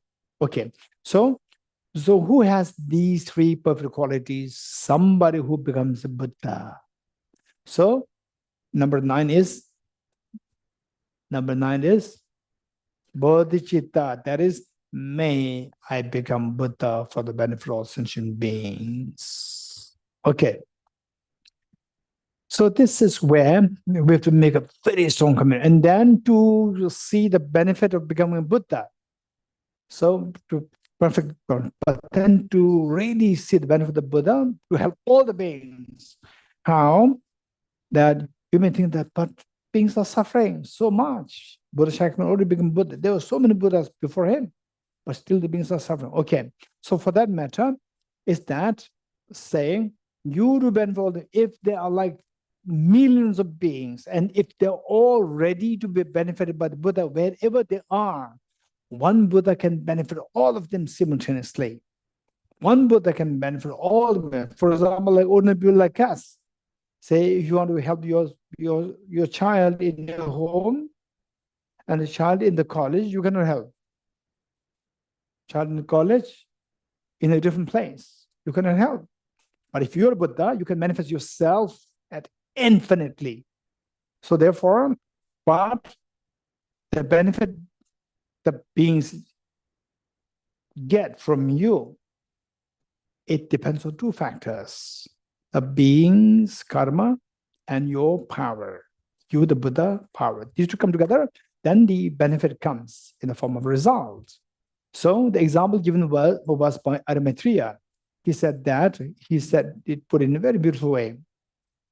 Then he said that although the god of rain, it's just a metaphor, although the god of rain showers rain equally to all the places, where there is a seed will germinate, where there's no seed, nothing will happen. So it's not the biases of the Buddha, so it's not the bias of the rain. It's about whether you have the seed or not. So if the beings are there, infinite beings are there, if their karmas are ripened, then the Buddha's blessings is always there. Okay. And so for each one of us, in order to feel any kind of benefit, for example, this morning, what did you have? Bread, cheese, jam, butter. Yes. So you enjoyed that?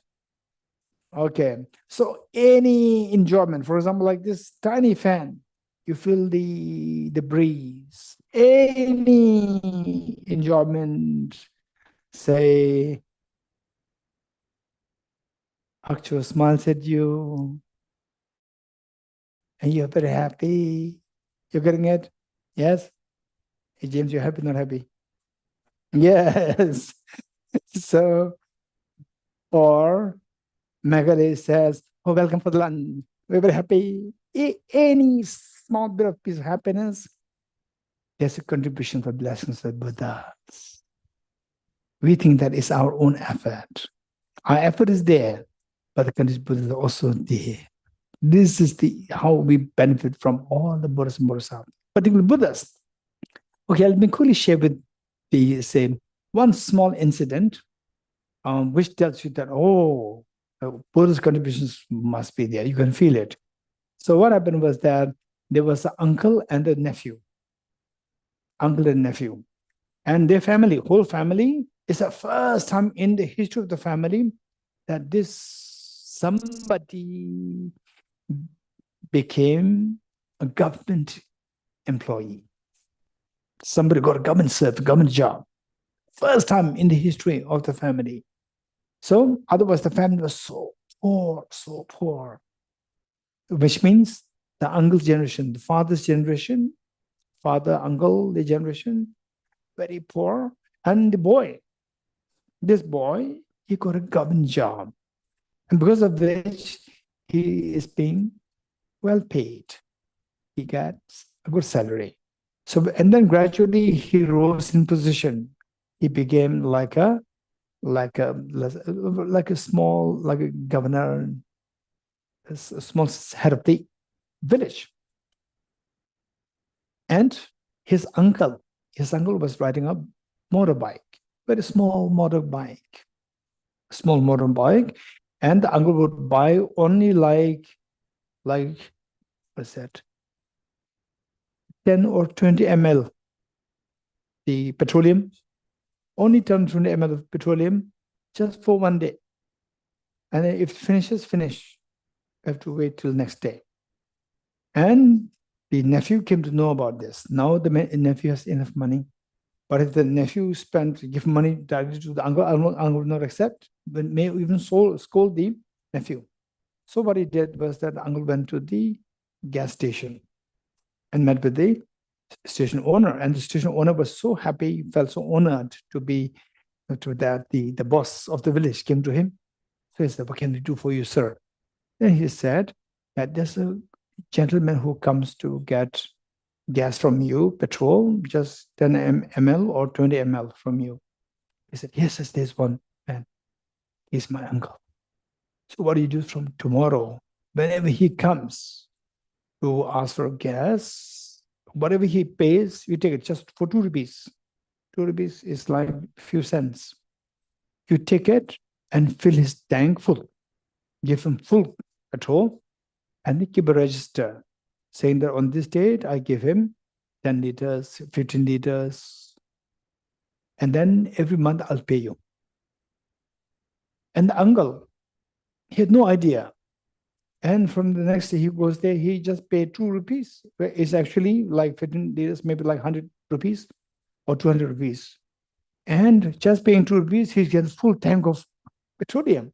So he could use it for like whole 1 week, 2 weeks. And he was so confused. So where's this blessing coming from? Which God is giving me this? Actually, his nephew who is doing it in a very low key, low profile, in maintaining anonymity. So there, he doesn't know it's coming from, it's the blessings of the nephew. He doesn't know this. So like us, the joys that we get, the blessings, the benefits that we get. So that is the part of the blessings from the Buddhas. We take for granted, like this uncle, taking for granted what he gets from the nephew. He did not know it's come from the nephew and take for granted. Okay, this is what this said. So we stop here. Ageto je shageri so ton shenge meto dege ponjamba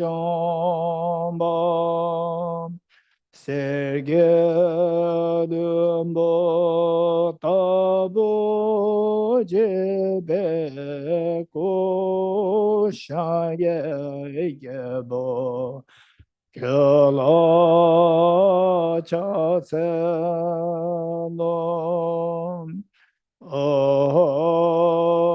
moni maha Amona Yeswa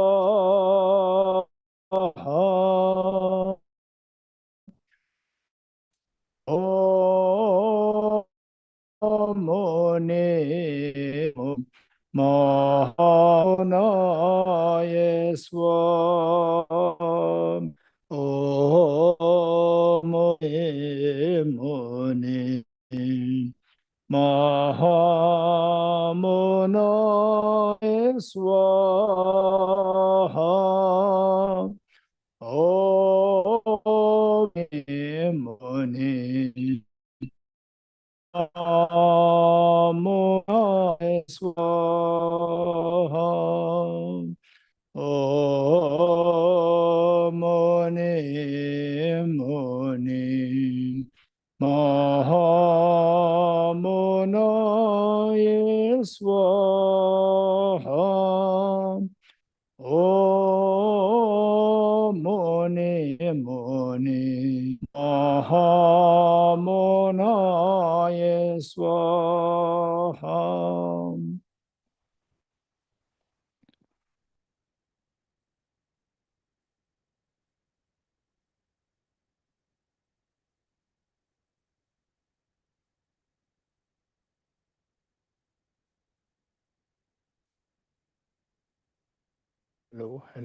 Hello. Okay, at 12 we'll come back, and then we will do a quick soul offering based on Lama Chöpa, and then we have the small lessons from Tibet House for all the participants. Yeah. Okay, at 12 sharp.